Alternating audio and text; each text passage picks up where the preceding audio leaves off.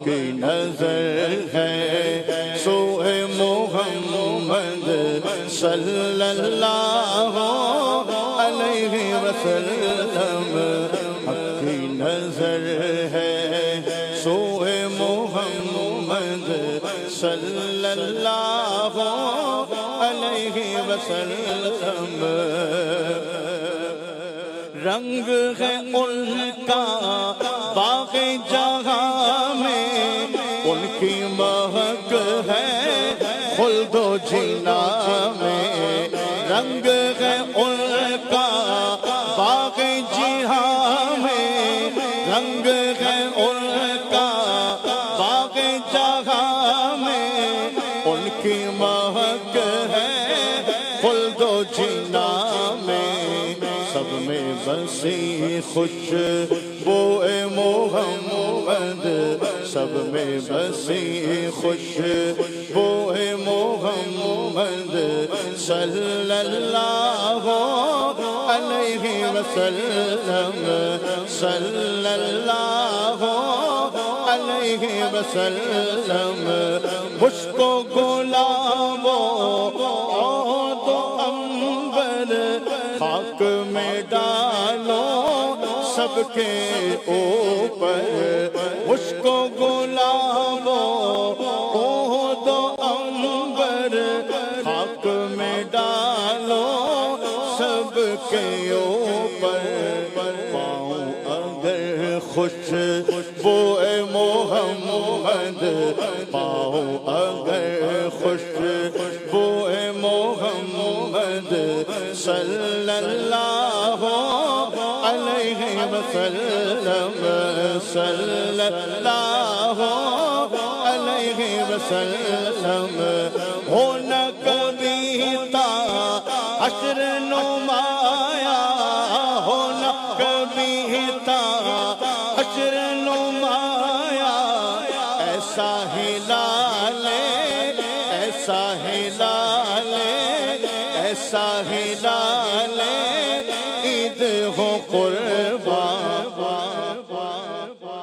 دیکھے اگر اب روئے محمد، دیکھے اگر اب روئے محمد صلی اللہ علیہ وسلم، دیکھے اگر اب روئے محمد صلی اللہ علیہ وسلم، سیف خدا پر جنگ ہو آسان، ہو غزوات میں فتح نمایا، اے تیری شوکت موئے محمد، اے تیری شوکت موئے محمد صلی اللہ علیہ وسلم،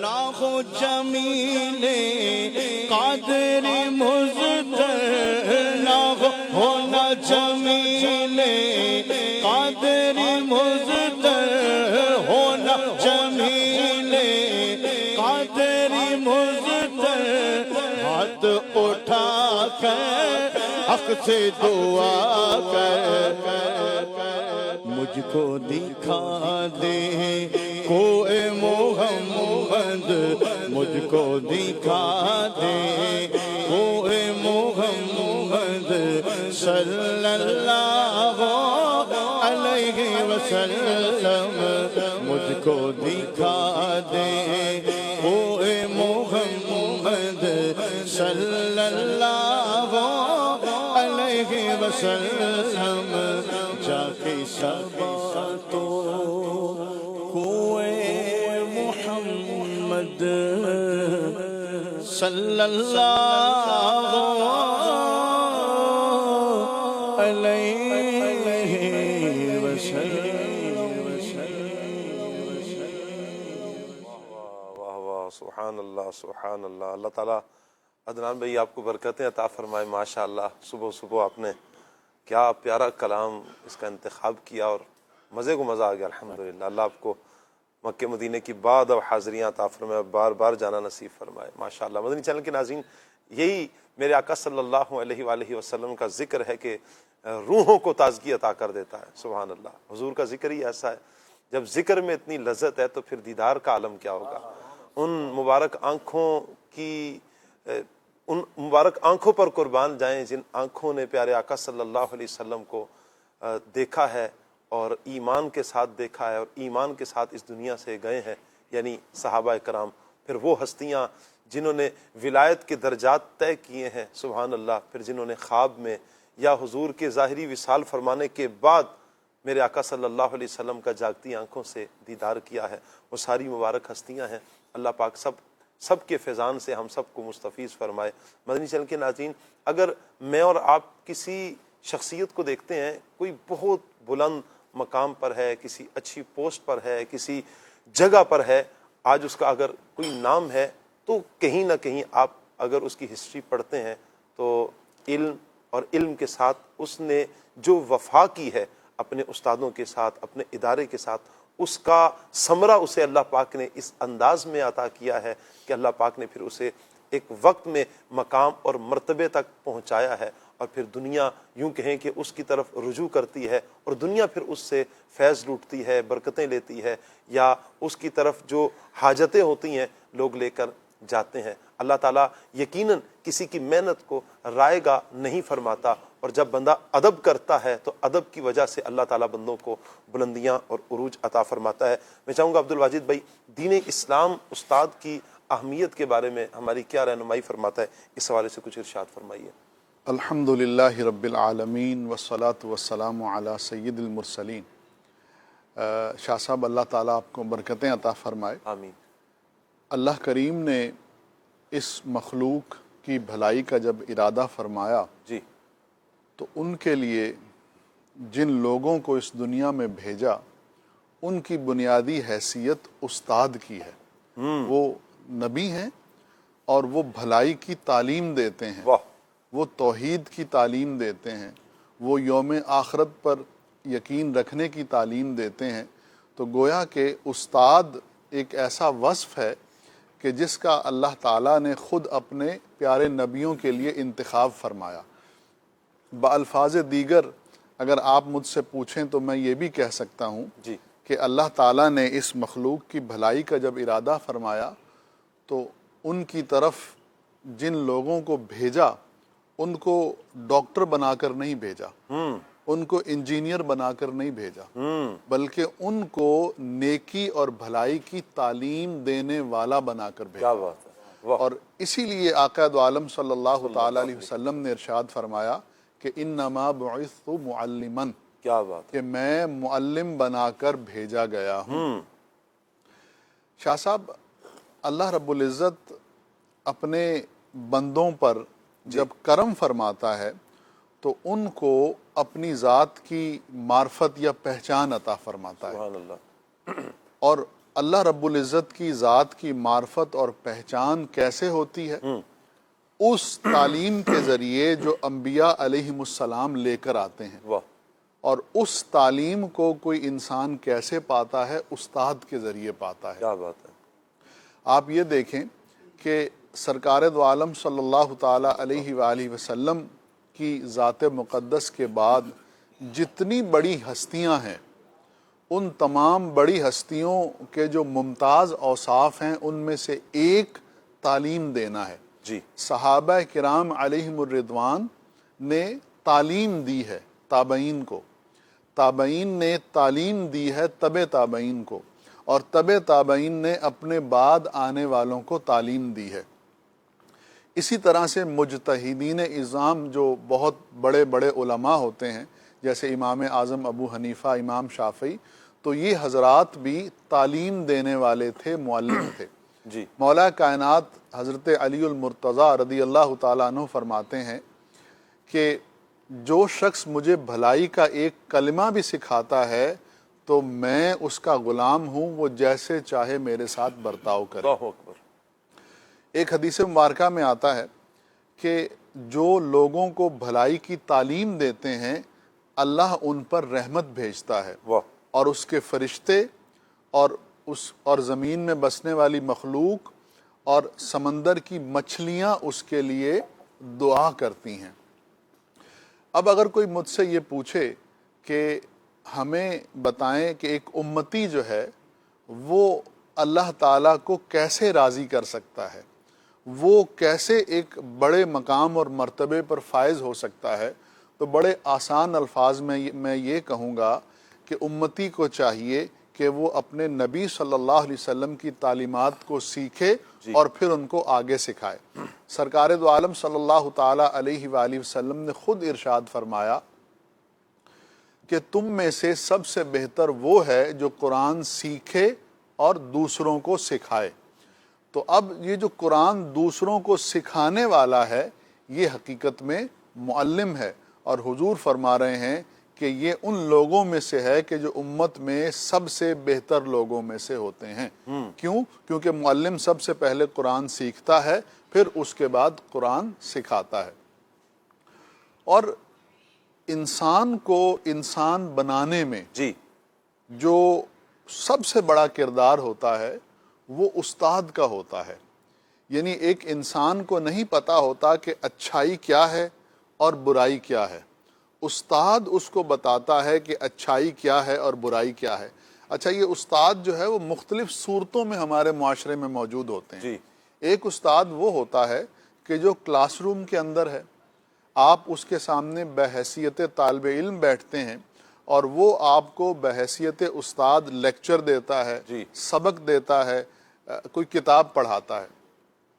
لیکن اس کے علاوہ بھی استاد مختلف صورتوں میں معاشرے میں موجود ہیں، جیسے کہ جمعے کے دن جب ہم جاتے ہیں مسجد میں اور امام صاحب خطبہ ارشاد فرما رہے ہوتے ہیں جی تو وہ ہمیں نیکی کی بات سکھا رہے ہوتے ہیں، اور ایک طرح سے وہ بھی ہمارے لیے استاد ہیں۔ یہاں پر اب میں ایک بات عرض کروں گا، علماء نے لکھا ہے کہ ہر عالم دین جی ہر عالم دین ایک عام مسلمان کے حق میں استاد کی حیثیت رکھتا ہے۔ واہ، ہر عالم دین ایک عام مسلمان کے حق میں، اور خاص طور پہ جو دین کا معلم ہے وہ اپنے شاگرد کے حق میں جی اللہ کے رسول کے نائب کی حیثیت رکھتا ہے۔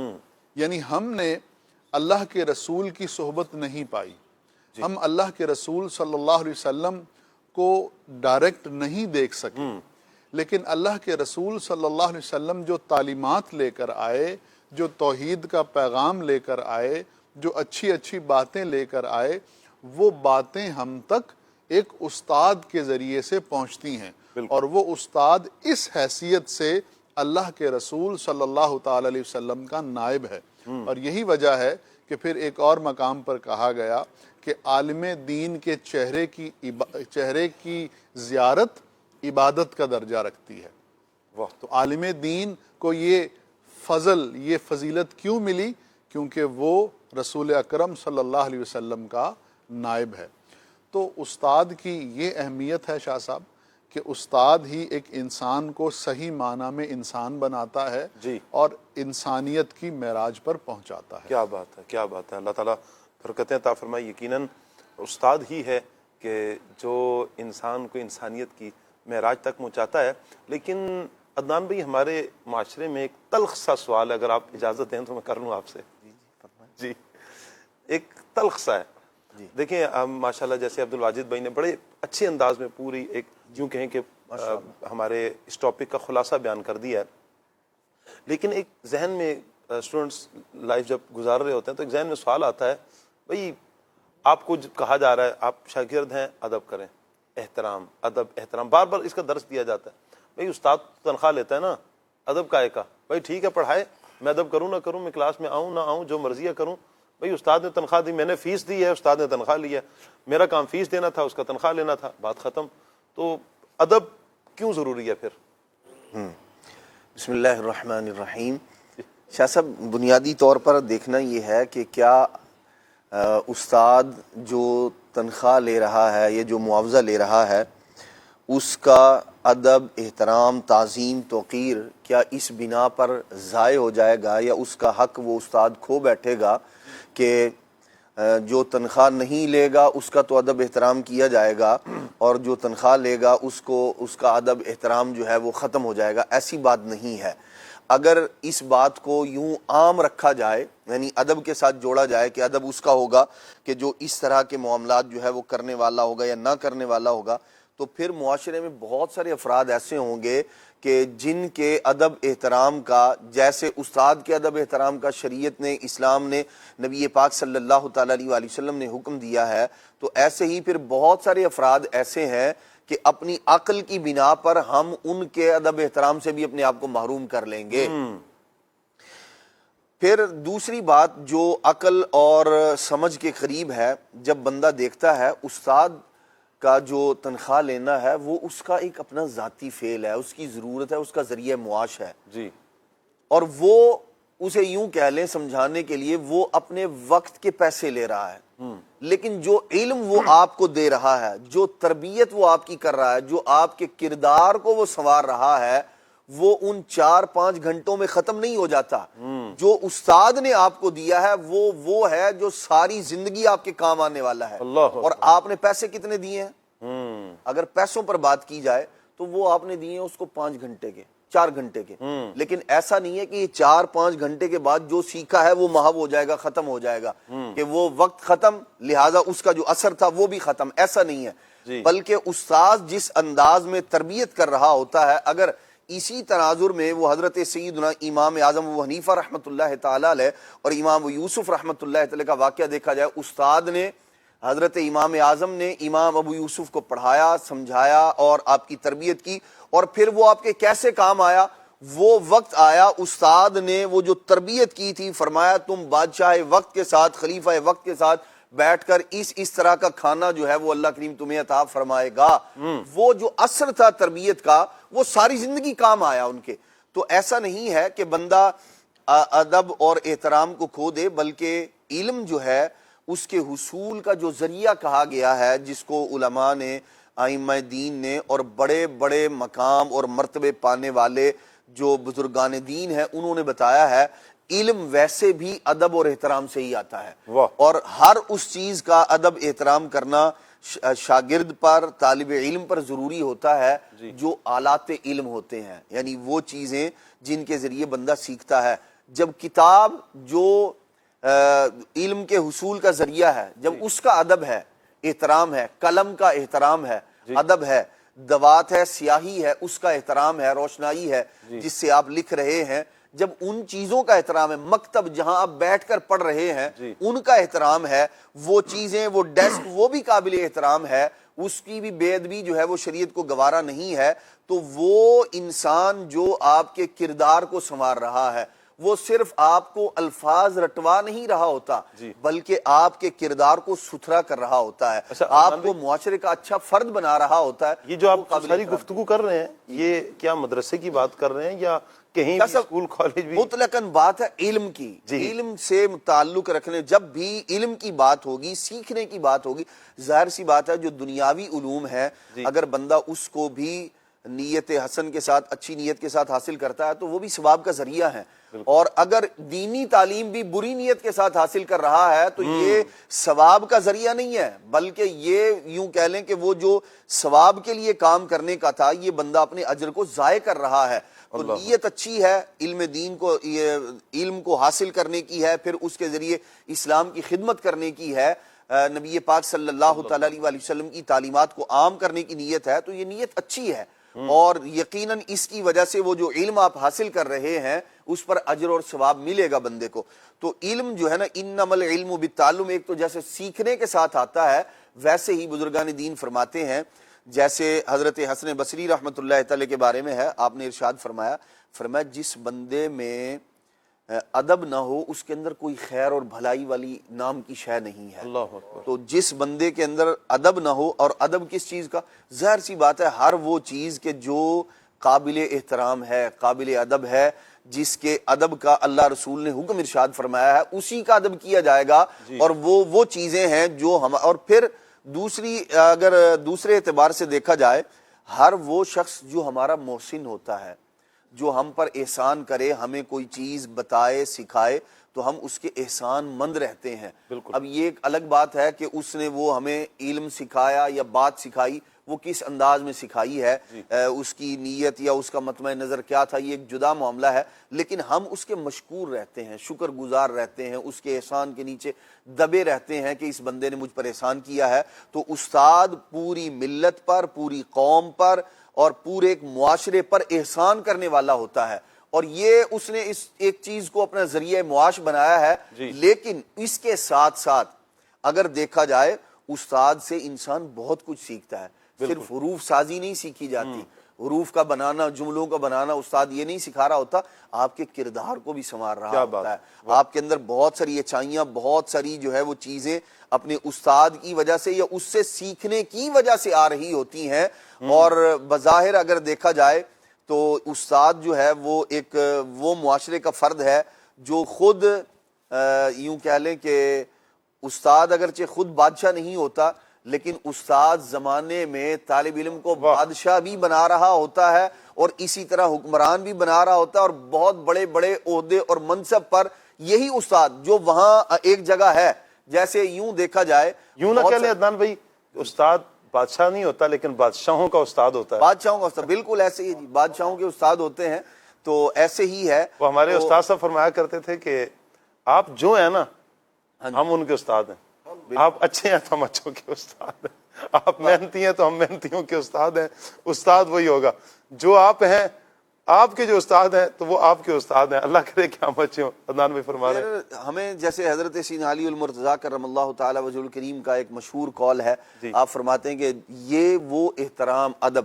یعنی ایک وہ چیز ہے جو ہمیں دین اور شریعت سکھا رہی ہے، تو اس کے معاملے میں ہمیں چاہیے کہ ہم پہلے نمبر پر اس پر اس لیے عمل کریں کہ یہ میرے دین، شریعت اور نبی پاک علیہ السلام کی تعلیمات سے ہیں۔ اور پھر دوسرے نمبر پر یہ ہے کہ بندہ جب عقل صحیح کا استعمال کرتا ہے تو پھر وہ بھی اس کو رہنمائی کرتی ہے۔ تو جناب علی المرتضیٰ کرم اللہ تعالی وجہ الکریم ارشاد فرماتے ہیں جس نے ایک لفظ مجھے سکھایا تو وہ میرا استاد ہے، فرماتے ہیں میں اس کا غلام ہوں، وہ میرا آقا ہے، چاہے وہ مجھے اپنے پاس رکھے، چاہے مجھے بیچ دے، فروخت کر دے۔ یہ انتہا درجے کا، یعنی بہت اونچے درجے پر جا کر استاد کی اہمیت کو دل میں اجاگر کرنے والی بات ہے، اور ہمیں بتا رہے ہیں کہ میرے نزدیک استاد کا مقام و مرتبہ یہ ہے۔ تو ہمیں چاہیے کہ ہم اپنا سوچیں، اپنے اعتبار سے غور کریں کہ استاد کے ادب میں میرے لیے بھلائی ہے، استاد کے احترام میں میرے لیے جو ہے وہ اچھائی ہے، میرے لیے نیک نامی ہے، میرے لیے علم کے حصول کا ذریعہ اور سبب ہے یہ، بلکہ بہت ساری چیزیں وہ جو حدیث مبارکہ میں نبی کریم علیہ السلام نے ارشاد فرمایا، علم کے سیکھنے کے لیے وہ چیزیں جو عام طور پر دیگر لوگوں کے لیے اجازت نہیں ہوتی، نبی کریم علیہ السلام نے استاد کے لیے ان بھی بعض چیزوں کی اجازت مرحمت فرمائی۔ وہ ظاہر سی بات ہے جس کو ضرورت ہو وہ سیکھتا رہتا ہے، معلومات کرتا رہتا ہے۔ تو یوں شاگرد کو یہ چاہیے کہ وہ اپنے نزدیک استاد کو محترم ہی سمجھے۔ اب یہ ایک جدا معاملہ ہے کہ وہ استاد کی نیت کیا ہے سکھانے کے اعتبار سے یا دیگر اور معاملات کے اعتبار سے، تو اپنے ذہن کو یوں مختلف وساوس ڈال کر خراب نہ کیا جائے، بلکہ استاد کا ادب اور احترام ہی کیا جائے۔ کیا بات ہے، کیا بات ہے۔ اللہ تعالیٰ ہمیں اپنے اساتذہ کرام کا ادب نصیب فرمائے، اور یقیناً ادب سے ہی زندگی بنتی ہے۔ فصیح الدین بھائی، جہاں ابھی ہم گفتگو کر رہے ہیں ادب کے حوالے سے، علم کے حوالے سے، تو شاگرد کو تو ہم نے سمجھا دیا کہ شاگرد اس انداز میں ہو، وہ ادب کرے، وہ ادب کرے، تو کیا استاد کے لیے بھی کچھ اصول ہیں کہ استاد کو کیسا ہونا چاہیے؟ الحمدللہ رب العالمین والصلاة والسلام علی خاتم الانبیاء والمرسلین۔ جی شاہ صاحب، بالکل آپ نے اچھی توجہ دلائی۔ اصل میں ہمارے یہاں پر جب بھی ادب کی بات کی جاتی ہے تو ہم یہی کہتے ہیں کہ شاگرد کو ادب کرنا چاہیے، اور ادب کے ذریعے سے علم آتا ہے۔ بے شک یہ ساری باتیں اپنی جگہ درست ہیں، لیکن اعلیٰ حضرت امام علیہ سنت علیہ الرحمہ نے جہاں شاگردوں کے حقوق بیان کیے ہیں، وہیں پر استادوں کی بھی کچھ ذمہ داریاں بیان کی ہیں۔ تو استادوں کو وہ ذمہ داریاں پیش نظر رکھنی چاہیے، اور جیسا کہ نبی کریم صلی اللہ تعالیٰ علیہ وسلم نے ارشاد فرمایا کہ میں تمہارے لیے والد کی طرح ہوں۔ تو ایک استاد در حقیقت اپنے شاگردوں کے لیے ایک استاد شاگردوں کے لیے ایک والد کی مثل ہوتا ہے جس کو روحانی باپ ہم کہتے ہیں، اور جس طرح کے ایک حقیقی باپ دنیا میں لانے کا سبب بنتا ہے، اسی طرح دنیا میں رہنا کس طرح ہے یہ ہمیں ہمارے استاد اور ہمارے اساتذہ سکھاتے ہیں۔ اب عموماً دیکھا جاتا ہے، ہم بھی پڑھتے تھے، جو بھی پڑھتا ہے تو وہ اپنے اساتذہ سے پڑھتے بھی ہیں، پھر اپنے اساتذہ کو دیکھتے بھی ہیں، اور عموماً ایسا ہوتا ہے کہ ہر شاگرد کا کوئی نہ کوئی استاد آئیڈیل ہوتا ہے جس کو وہ کاپی کر رہا ہوتا ہے۔ تو اب استاد اگر اچھے کام کرے گا، اچھی رہنمائی کرے گا، اچھے اخلاق والا ہوگا، تو آلریڈی جو شاگرد ہوگا اس کے اندر یہ خوبیاں وہ بذات خود آ جائیں گی، کیونکہ شاگرد اپنے اساتذہ کو کاپی کرتے ہیں۔ لہٰذا استاد کو سب سے پہلے تو یہ چاہیے کہ وہ خود بھی اپنے اندر اور شاگردوں کے اندر نبی کریم صلی اللہ تعالیٰ علیہ وسلم کا عشق پیدا کرے، کیونکہ وہی وہ ہستی ہیں کہ جو سب کو سکھانے والے ہیں، وہی وہ ہستی ہیں جنہوں نے استاد کو یہ مقام و مرتبہ دیا ہے کہ آج استاد کے آداب پر گفتگو کی جا رہی ہے۔ تو سب سے پہلے تو استاد کو یہ چاہیے کہ وہ حضور علیہ الصلوۃ والسلام کا عشق اپنے شاگردوں کو سکھائے۔ اس کے بعد استاد جو پڑھا رہا ہے، استاد صرف شاگردوں سے تعلق پڑھائی کی حد تک نہ رکھے۔ جیسے اب پڑھا رہا ہے 8 سے 1 بجے تک اگر پڑھائی کی ٹائمنگ ہے تو اب یہ بنتا ہے ٹوٹل 5 گھنٹے، لیکن اب 5 گھنٹے کے بعد شاگرد کیا کر رہے ہیں استاد کو وہ بھی پوچھنا چاہیے، اور استاد کو یہ بھی معلوم کرنا چاہیے کہ وہ اپنا وقت کیسے صرف کر رہے ہیں، جو کام استاد دے رہے ہیں وہ کام کر بھی رہے ہیں یا نہیں کر رہے۔ یہ استاد کی ایک ذمہ داری ہے کہ استاد جس طرح بچے کو 5 گھنٹے بچے پر ویسے نظر رکھتا ہے، اسی طرح بقیہ وقت میں بھی بچے کو، شاگرد کو دیکھتا رہے۔ استاد کا تو ذہن ہے نا جی کہ یہ تو میری تو پڑھائی کا تعلق ہے نا، میں نے پڑھانا ہے، میں نے نصاب پورا کرنا ہے، جو مجھے ادارے نے دیا ہوا ہے میں نے یہ پڑھانا ہے۔ تربیت تو والدین کریں گے نا، نظر تو وہ رکھیں گے، بچہ والدین کا ہے وہ نظر رکھے نا، میں کیوں نظر رکھوں بھائی؟ شاہ صاحب وہ نبی کریم صلی اللہ تعالیٰ علیہ وسلم جیسے ارشاد فرمایا کہ میں تمہارے لیے والد کی مثل ہوں، تو اسی طرح علماء فرماتے ہیں کہ استاد اپنے شاگردوں کے لیے والد کی مثل ہوتا ہے، اور والد اپنی اولاد کو صرف ایک حد تک یا پھر صرف سمجھاتا نہیں ہے، بلکہ اگر وہ گھر میں ہو تو بھی اولاد پر نظر رکھتا ہے، جب اولاد باہر ہو تو بھی وہ اولاد پر نظر رکھتا ہے، پوچھتا رہتا ہے کہاں سے آ رہے ہو، کہاں گئے تھے، اور جب خود والد گھر سے باہر ہوتا ہے تو بھی بچوں کی فکر کرتا ہے۔ یعنی بچوں کی فکر جو ہے وہ والد میں کیسی پائی جاتی ہے، اپنے بچے کو مستقبل میں کامیاب کرنا ہے، اور جو بھی اس شاگرد کامیاب ہوتا ہے تو اس کے پیچھے استاد کی محنت کا ہاتھ ہوتا ہے۔ تو اگر استاد اپنے شاگرد کی طرف نظر رکھے اور اس کو سمجھاتا رہے، اس کو شوق دلاتا رہے، علم کا شوق، کیونکہ کئی ایسے یعنی ہم نے بھی پڑھا ہے شاہ صاحب، تو کچھ اساتذہ کے پڑھانے میں ایسی مٹھاس ہوتی ہے کہ جو مشکل کتابیں بھی ہوتی ہیں وہ استاد جب پڑھاتے ہیں تو اس کتاب سے محبت ہو جاتی ہے۔ استادوں کا پڑھانے کا انداز ایسا ہوتا ہے، لہٰذا استاد کو سب سے پہلے یہ چاہیے کہ وہ شاگردوں کو اچھے انداز سے پڑھائے، اور پھر ان سے تعلق صرف علم کا نہ رکھے بلکہ ان کی اور بھی اصلاح کرتا رہے، ان سے پوچھتا رہے آپ کیسے وقت گزار رہے ہیں، کیا کر رہے ہیں، کیسے کر رہے ہیں، اور شفقت سے، نرمی سے پڑھائے۔ اگر بالفرض کبھی کوئی شاگرد دیر سے آتا ہے، کبھی کوئی مجبوری ہو جاتی ہے، پڑھ کر نہیں آتا ہے، یاد کر نہیں آتا ہے، تو جس طرح باپ ایک بچے کو لے کر چلتا ہے، نرمی سے سمجھاتا ہے، اسی طرح استاد کی بھی یہ ذمہ داری بنتی ہے کہ اپنے شاگرد کو پیار اور محبت سے سمجھاتا رہے۔ جب اس طرح لے کر چلے گا، اور در حقیقت جب شاگرد کے دل میں استاد کی محبت پیدا ہو گئی نا، اور استاد کو اس نے اپنا آئیڈیل بنا لیا، تو پھر وہ زندگی میں کامیاب ہو جائے گا، کیونکہ وہ استاد کو دیکھے گا اور جو استاد کر رہا ہے وہی وہ کرے گا۔ لہٰذا استاد کو سب سے پہلے یہ چاہیے کہ بچے میں اپنی محبت پیدا کرے، یعنی وہ اس طرح سے کہ وہ بچے کو اچھے انداز سے سمجھائے، بچے کے ساتھ جو ہے سختی نہ کرے، بد اخلاقی سے بات نہ کرے، اسی طرح بچے کے سامنے نیکیاں بظاہر جیسے صدقہ دیا جاتا ہے، اب صدقہ 2 طرح سے دیا جاتا ہے، ایک ہے چھپا کر، ایک ہے ظاہر کر کے۔ اگر بندہ اچھی نیت سے صدقہ ظاہر کر کے دیتا ہے تو پھر بھی اس پر بھی اجر ملتا ہے۔ لہٰذا استاد کو یہ چاہیے کہ وہ کچھ نیکیوں والے کام شاگردوں کے سامنے بتائے، تاکہ شاگردوں کو بھی ترغیب ملے، شاگرد بھی وہ کام کریں، کیونکہ وہ اپنے اساتذہ سے ہی سیکھتے ہیں، اور پھر استاد سمجھاتا رہے، محبت کے ساتھ جب پڑھاتا رہے گا تو انشاءاللہ وہ شاگرد زندگی میں کامیاب ہوں گے۔ بہت اچھے انداز میں آپ نے فرمایا۔ یہاں پر استاد کی جی استاد کے حوالے سے میں ایک بات عرض کروں کہ جو فن آپ لے رہے ہیں نا، جو پڑھانا چاہ رہے ہیں، آپ اس کے ماہر ہوں۔ دیکھیں آپ کے پاس جتنے بھی اسٹوڈنٹس آ رہے ہیں، مثال کے طور پر آپ کی کلاس روم میں 100 اسٹوڈنٹس آپ کے سامنے موجود ہیں، جیسے بڑی کلاسز آتی ہیں تو تعداد بڑھتی رہتی ہے، یوں کالج میں، یونیورسٹیز میں بھی تعداد بڑھتی ہے۔ میں ایک فگر آپ کے سامنے رکھ رہا ہوں مثال کے طور پر، 100 تعداد آپ کے سامنے ہے. آپ کو پتا ہے کہ یہ 1 منٹ میں جو آپ نے جو بات کی ہے یہ 1 منٹ نہیں تھا، یہ 100 منٹ تھے. اللہ واہ 100 منٹ تھے. اگر آپ نے 1 منٹ برباد کیا نا تو 1 منٹ نہیں ہے، 100 منٹ برباد کیے ہیں. اور پھر ان آنے والوں یہ آپ کے پاس جو کھیپ ہے، ان کی جو تربیت ہونی تھی، جو انہوں نے اپنے فن میں ماہر ہونا تھا، وہ برباد ہوا ہے. اگر استاد کمزور ہے، آپ کو نہیں آتا نا، آپ پیچھے ہٹیں، بیک ہو جائیں، کوئی مسئلہ نہیں ہے. کوئی وہ استاد آ کر پڑھا لے گا یہ فن جس کو آتا ہے، اپنے لیے نہیں.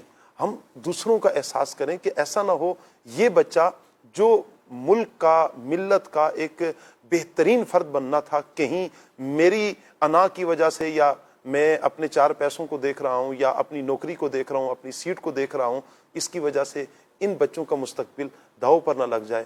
یہ جہاں پر فن سے دور ہوں گے وہاں اخلاقی گراؤ کا بھی شکار ہوں گے.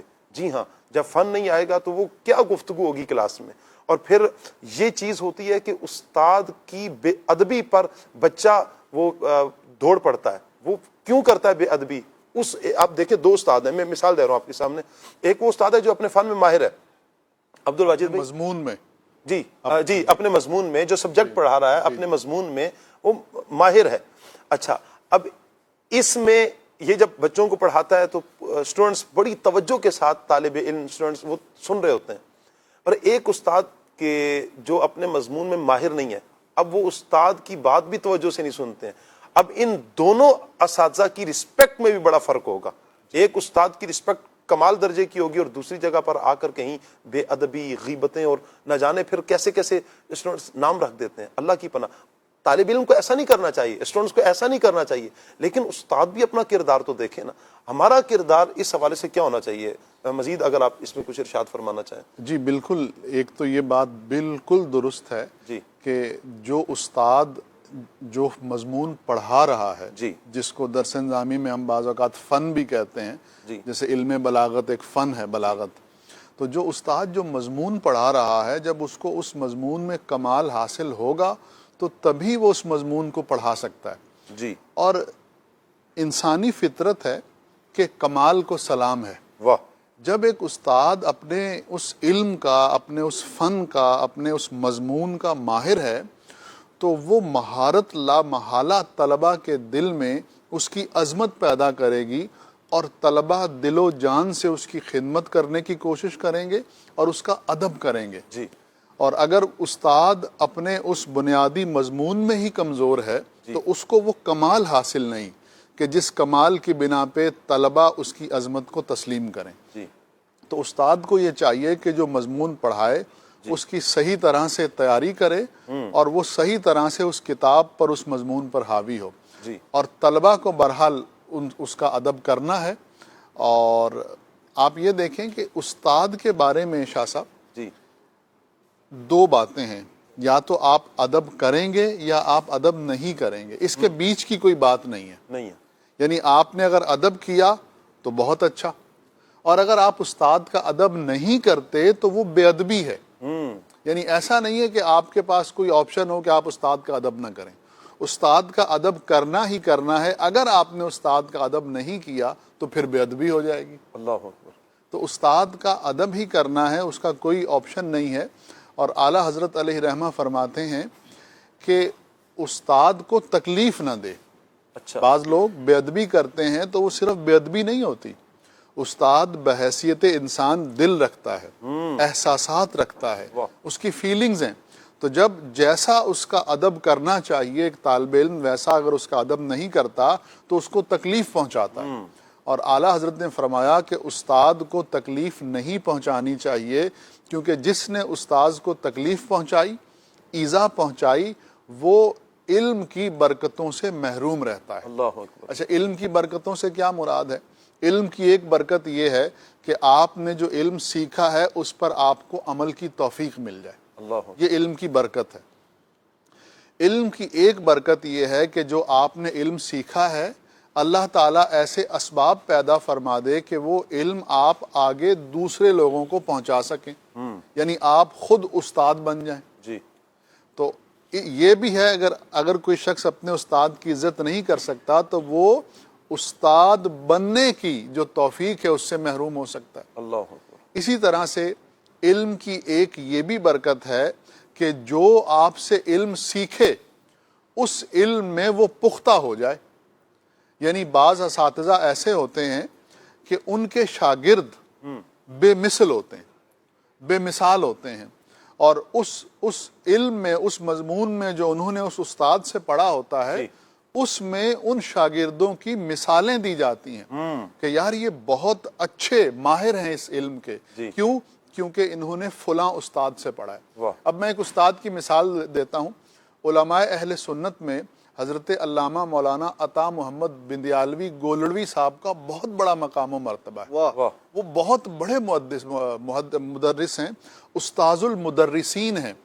کون ایسا بڑا مدرس ہے پاکستان میں، عالم دین ہے کہ جس کا سلسلہ کسی نہ کسی طریقے سے استاذ العلماء عطا محمد بندیالوی تک نہ پہنچتا ہو؟ تو اب وہ اپنے فن کے، اپنے اس علم کے ماہر تھے، مضمون کے ماہر تھے، اور آج اس مہارت کی وجہ سے ان کو بھی یاد کیا جاتا ہے اور جن لوگوں نے ان سے پڑھا ہے ان کو بھی یاد کیا جاتا ہے۔ کیا بات ہے۔ تو علم دین کی برکتوں میں سے ایک یہ بھی برکت ہے کہ جو آپ سے پڑھے وہ ماہر ہو جائے، ماہر ہو جائے۔ اور اسی طرح سے علم دین کی برکتوں میں سے ایک یہ بھی برکت ہے کہ آدمی خود بھی باعمل ہو اور جو اس سے تعلیم حاصل کرے وہ بھی باعمل ہو جائے۔ آپ دیکھیں نا، بعض استاد ایسے ہوتے ہیں کہ جن کی صحبت میں بیٹھنے والا باعمل ہو جاتا ہے۔ بعض امام صاحب ایسے ہوتے ہیں شاہ صاحب کہ ان کا جب آپ خطبہ سنیں، تقریر سنیں، ان کا وعظ سنیں، تو آپ ان کی مجلس سے جب اٹھتے ہیں تو آپ اپنے اندر ایک تبدیلی محسوس کرتے ہیں۔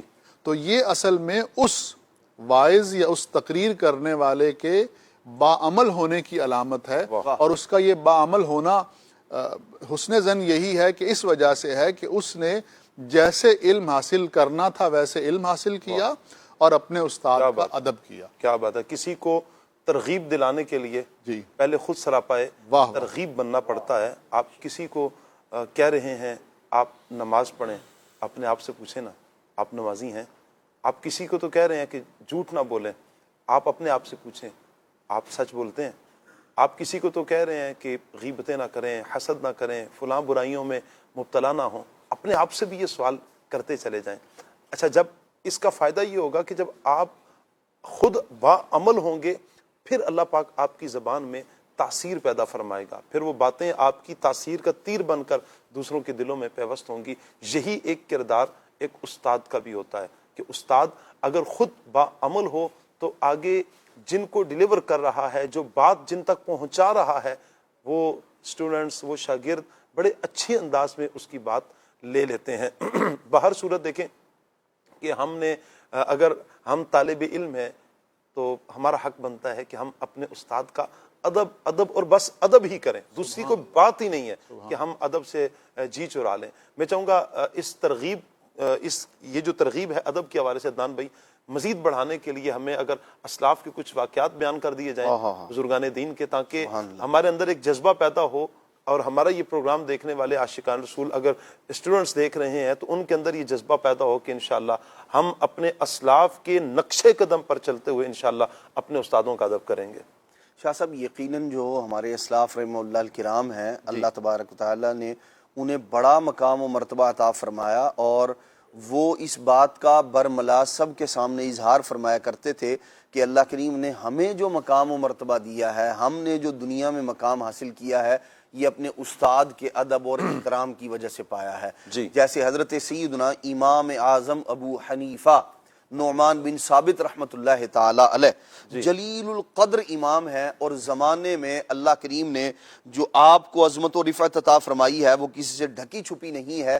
آپ کا انداز اپنے استاد کے بارے میں کیا تھا، آپ کے اپنے استاد محترم کے متعلق ان کے ساتھ آپ کا انداز کیا تھا، خود استاد کا احترام کتنا ہوگا جو استاد محترم سے تعلق رکھنے والا ان کا گھر ہے، ان کی جو شے ہے۔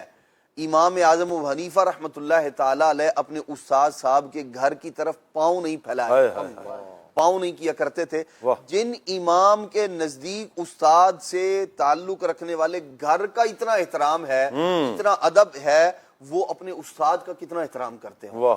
اور پھر حضرت سیدنا امام اعظم ابو حنیفہ رحمۃ اللہ تعالیٰ علیہ آپ ارشاد فرمایا کرتے تھے، فرماتے تھے اللہ تبارک و تعالیٰ نے یہ جو مجھے مقام اور مرتبہ عطا فرمایا، فرمایا یہ مجھے استاد کے ادب اور احترام کی وجہ سے نصیب ہوا ہے. حالانکہ استاد، اچھا یہاں ایک اور بات بھی ہے، وہ جو استاد صاحب کے گھر کی طرف پاؤں نہیں پھیلاتے تھے، وہ ایسا نہیں کہ یوں سامنے استاد صاحب کا گھر ہے اور پاؤں نہیں پھیلاتے تھے. ان لوگوں کے، ان کے نزدیک استاد مکرم کی کتنی عظمت ہوگی. ان کے گھر اور استاد صاحب کے گھر کے درمیان 7 گلیوں کا فاصلہ تھا. دور تھا گھر، یعنی ایسے نظر نہیں آ رہا تو آپ جو ہے وہ سامنے نظر آ رہا ہے تو ادب احترام کر رہے ہیں، نہیں، 7 گلیوں کا فاصلہ تھا. اس کے باوجود آپ استاد محترم کے گھر کی طرف پاؤں نہیں پھیلایا کرتے تھے اپنے. اچھا ایسے ہی جب ہم حضرات صحابہ کرام علیہم رضوان اور جو تابعین کا ایک تعلق تھا، بعض صحابہ کرام علیہم رضوان ایسے ہیں جنہوں نے صحابہ کرام علیہم رضوان سے سیکھا، بعض تابعین وہ ہیں جنہوں نے صحابہ سے سیکھا، بعض ایسے صحابہ کرام علیہم رضوان بھی ہیں جنہوں نے تابعین سے علم حاصل کیا، سیکھا. اللہ کریم نے ان تابعین کو بڑا مقام و مرتبہ عطا فرمایا تھا.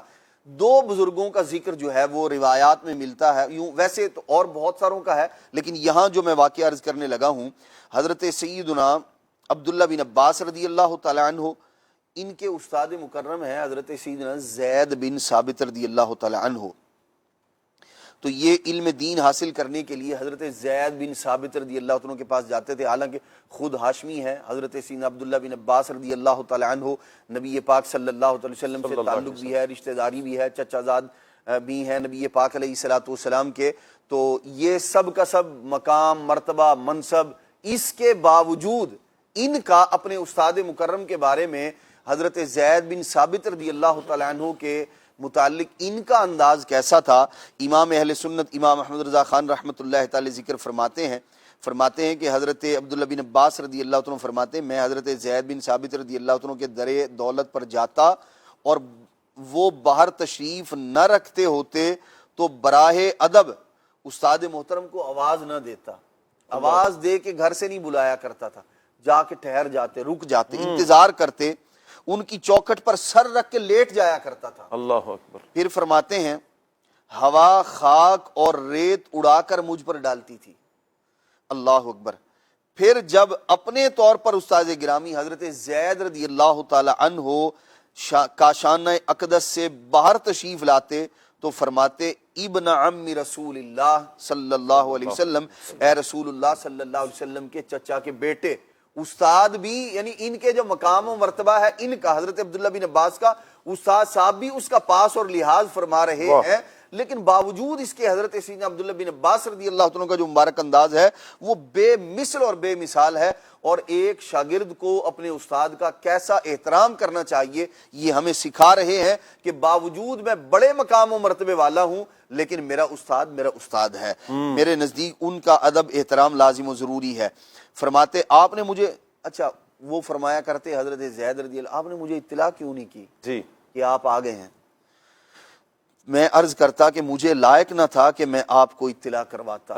تو ادب کرتے، احترام کرتے، یعنی ان کے نزدیک یہ بھی ادب میں شامل ہے کہ استاد کو آواز دے کر گھر سے باہر نہ بلایا جائے اور باہر آنے کا انتظار کیا جائے، دیکھا جائے. حضرت سیدنا زید بن ثابت رضی اللہ تعالیٰ عنہ استاد بھی استاد ہیں. اللہ اکبر.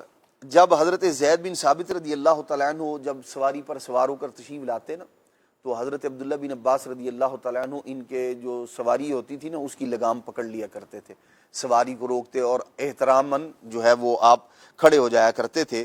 رکاب پکڑ لی. حضرت سیدنا زید رضی اللہ تعالیٰ عنہ نے عرض کی اے رسول اللہ صلی اللہ علیہ وسلم کے چچا زاد اسے چھوڑ دیں. یعنی یہ اپنی جو ان کے دل میں ہے استاد کا احترام ادب یہ وہ کر رہے ہیں. تو حضرت سیدنا زید بن ثابت رضی اللہ تعالیٰ عنہ اب آپ نیچے اترے اور حضرت عبداللہ بن عباس رضی اللہ عنہ کے ہاتھوں کو بوسہ دیا. تو اب یہ استاد شاگرد کے ہاتھوں کو بوسہ دے رہا ہے. یہاں انداز دیکھیے اور اس شاگرد استاد کا کیسا ادب و احترام کرتے ہیں یہ سماعت کر چکے.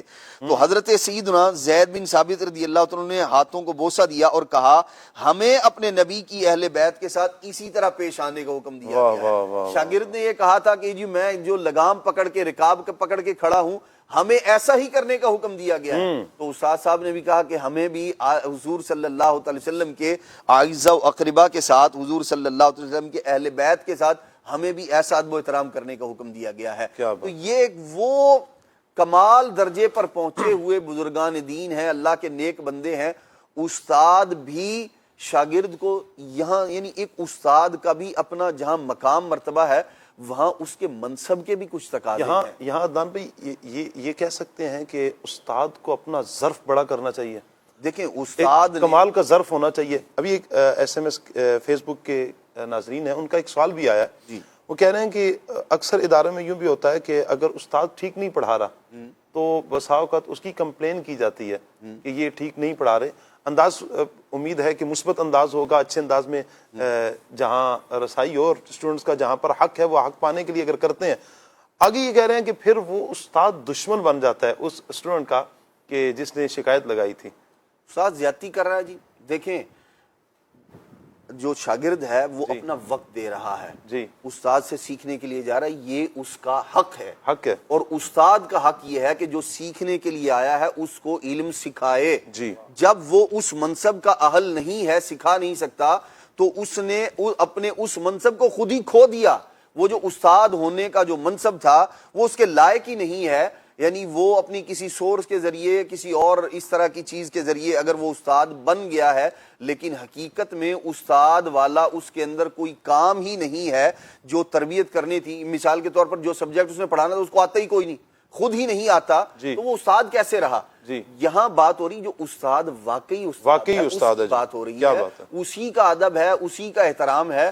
اور اگر کہیں اس طرح کا معاملہ ہو جائے، دیکھیں ایک شخص نہیں پڑھا سکتا، ہر شخص ہر فن میں ماہر ہو، ہر مضمون میں، ہر کتاب میں اس کو مہارت تامہ حاصل ہو، ایسا نہیں ہوا کرتا۔ وہ بہت کم افراد ہوتے ہیں، جیسے مولانا عطا محمد بندیالوی صاحب رحمۃ اللہ تعالی کا ذکر خیر ہوا، تو یہ ہر ایک عطا محمد بندیالوی نہیں ہوا کرتا، وہ وہی تھے، انہی کا مقام و مرتبہ تھا۔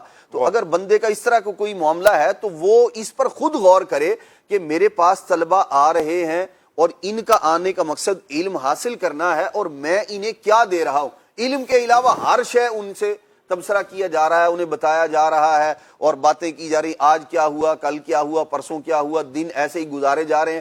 نصاب جو ہے وہ طلبہ کو بھی پتا ہے کہ بھئی پیپرز کیسے آنے ہیں، وہ انہی استاد صاحب نے بنانے ہیں، تو وہ ہمیں کچھ نہ کچھ اس طرح کا بتا دیں گے۔ یہ چل چلا والا جو معاملہ ہے نا جی، یہ دنیا کے اندر بھی بندے کے لیے رسوائی کا سامان بنتا ہے، اور آخرت کے اندر اس کا حساب تو دینا ہی دینا ہے کہ جس آدمی کو جس کام کے لیے مقرر کیا گیا ہے، جس بندے کو جس کام کے لیے مقرر کیا گیا ہے، جب وہ اس عہدے، اس منصب کے لائق نہیں ہے، تو اب یہ ایک اگلا معاملہ بھی اس کے درپیش یہ ہوگا کہ وہ جو تنخواہ لے رہا ہے، وہ جو رقم لے رہا ہے اس کے بدلے میں، چاہیے یہ تو علم دین پڑھانے کے اعتبار سے تھا نا، علم سکھانے کے اعتبار سے تھا، اور وہ سکھا نہیں رہا، وہ تو ان سے ادھر ادھر کے تبصرے روز کرتا ہے اور روز وقت گزاری کا معاملہ چل رہا ہے، تو ایسی صورت میں اس پر بھی سوالیہ نشان ہے۔ اب اس کو چاہیے یہ کسی عالم دین کے پاس دارالفتہ اہل سنت سے، مفتیان کرام سے معلومات حاصل کرے کہ جناب میں اس انداز میں پڑھا رہا ہوں، میرا تنخواہ لینا بھی درست ہے،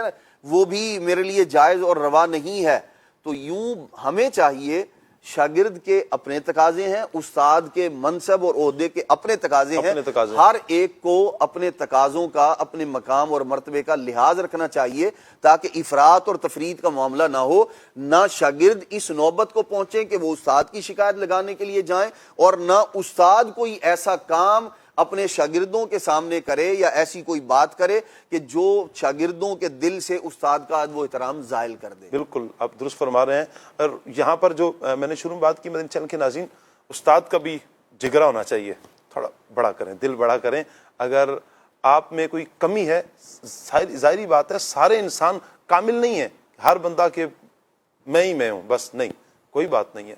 اپنے ظرف کو تھوڑی سی وسعت دیجئے، تھوڑا بڑا کیجئے، سینہ کو شادہ کیجئے، اور آپ اپنے مضمون، اپنے فن میں ماہر ہوں، اپنی تدریس کے ساتھ، اپنی ٹیچنگ کے ساتھ آپ مخلص ہوں گے، آپ کے بارے میں ایسی کمپلین نہیں آئے گی۔ کمپلین وہاں آئیں گی جہاں پر آپ شاگردوں کا حق ماریں گے۔ میں نے آپ کو کچھ ٹائم قبل کہا تھا کہ اگر آپ 1 منٹ بھی کسی کا برباد کر رہے ہیں تو جتنے اسٹوڈنٹ ہیں آپ 1 منٹ لگا لیں، کتنے منٹ برباد ہو رہے ہیں. اور اگر ہے یہ آدھے گھنٹے کی کلاس اور 100 اسٹوڈنٹ ہیں آپ دیکھ لیں، اور 30 منٹ کو آپ 100 سے ضرب دے دیں، کتنے گھنٹے بن جاتے ہیں جو ہم دوسروں کا اللہ نہ کرے کہ وقت برباد کر رہے ہوں. اللہ نہ کرے ایسی ایک کیفیت ہو. میرا خیال ہے عبد الواجد بھائی ہمارے ٹیچر بھی ہیں، جی جی پڑھاتے بھی ہیں. آپ کیسے ٹیچر ہیں عبد الواجد بھائی؟ یہ تو میرے شاگرد ہی بتا سکتے ہیں. بلانا پڑے گا کسی کو، کال پہ لینا پڑے گا. جی ہاں یقیناً اچھے ٹیچر ہیں جی ماشاءاللہ. الحمدللہ رب العالمین. انداز تکلم، انداز گفتگو، اور پھر ڈاکٹر صاحب قبلہ سے ایک تعلق ہمارا رہا ہے ماشاءاللہ. اور زمانہ طالب علمی سے ہمارے انشاءاللہ. تو بندے کا انداز ہی بتا. عدنان بھائی جی آپ نے ٹیچنگ کی ہے؟ نہیں جی میں نے نہیں تدریس وغیرہ نہیں؟ تدریس فصیح الدین بھائی آپ نے تدریس وغیرہ پڑھایا ہو؟ درس نظامی کی تدریس تو نہیں کی، ویسے پڑھایا ہے. ویسے پڑھایا، ٹیچنگ کی ہے نا آپ نے؟ جی جی ٹیچنگ کی. ابھی ہمارا یہ ٹاپک بھی نہیں ہے کہ صرف درس نظامی. اپنا بھی بتا دیں شاہ جی، آپ تو ماشاءاللہ. جی جی الحمدللہ رب العالمین. میں نے الحمدللہ آپ استاد ہیں، شاہ صاحب بڑے استاد ہیں ماشاءاللہ. پرنسپل بھی رہا ہوں ایز اے پرنسپل ماشاءاللہ. اور ٹیچنگ بھی کی الحمدللہ رب العالمین. میں نے بڑے استاد کہا جا سکتا ہے آپ کو. یعنی استغفر اللہ. مدنی چینل کے ناظرین کی کچھ کالز ہیں. میرا خیال ہے میں عبد الواجد بھائی کے کسی اسٹوڈنٹ کا نمبر ہاتھوں ہاتھ کال پہ لے لوں. عبد الواجد بھائی استغفر اللہ. یقیناً یہ ایک خوش طبی ہے تفنن کے لیے یہ عرض کیا میں نے. اللہ پاک ہمارے عبد الواجد بھائی کو برکتیں عطا فرمائے. آپ ان کی گفتگو سن کے اندازہ لگا سکتے ہیں کہ کس انداز کے یہ ٹیچر ہوں گے، کتنے بہترین ٹیچر ہوں گے، اور ان سے فیض پانے والے آگے جو اسٹوڈنٹس ہوں گے وہ کتنے کمال والے ہوں گے، اور وہ پھر آگے انشاءاللہ بڑی بڑی جگہوں پر اللہ نے چاہا آپ کو نظر آئیں گے اور ہوں گے بھی. ممکن ہے بزرگ عاجزی فرماتے ہوئے ہمیں نہ بیان کریں، لیکن یہ ہے کہ استاد کا کمال یہی ہوتا ہے. استاد تو وہ درخت ہے، وہ شجر ہے جو خود تو تکلیفیں سہتا ہے، برداشت کرتا ہے، لیکن اپنے اسٹوڈنٹس کو، اپنے بچوں کو وہ راحت دیتا ہے، وہ سکون کا سانس لینے کا موقع فراہم کرتا ہے. اور استاد کو جتنی خوشی ہوتی ہے، 2 ہی ہستیاں ہوتی ہیں کہ جن کی ترقی سے، آگے بڑھنے سے جو خوشی ملتی ہے. سب سے پہلے آپ کے پیرنٹس ہیں، بہت خوش ہوتے ہیں آپ کی ترقی کو دیکھ کر. دوسرا آپ کا استاد ہے. میں مثال دوں کہ میں اگر صرف درس نظامی کی بات کروں تو جب آپ نے درس نظامی شروع کی اور جس دن دورہ حدیث میں آپ کی دستار ہو رہی تھی، آپ کبھی اپنے استادوں کے، اساتذہ کرام کے چہروں کی چمک دیکھیے گا، آپ کو بتائیں گے. آپ دنیاوی اعتبار سے کسی منصب پر فائز ہوتے ہیں، کسی پوسٹ پر جا کر بیٹھتے ہیں، آپ کبھی استادوں کی چمک دیکھیے گا، چہرے کی تابانیاں بتائیں گی کہ وہ کتنے خوش ہیں.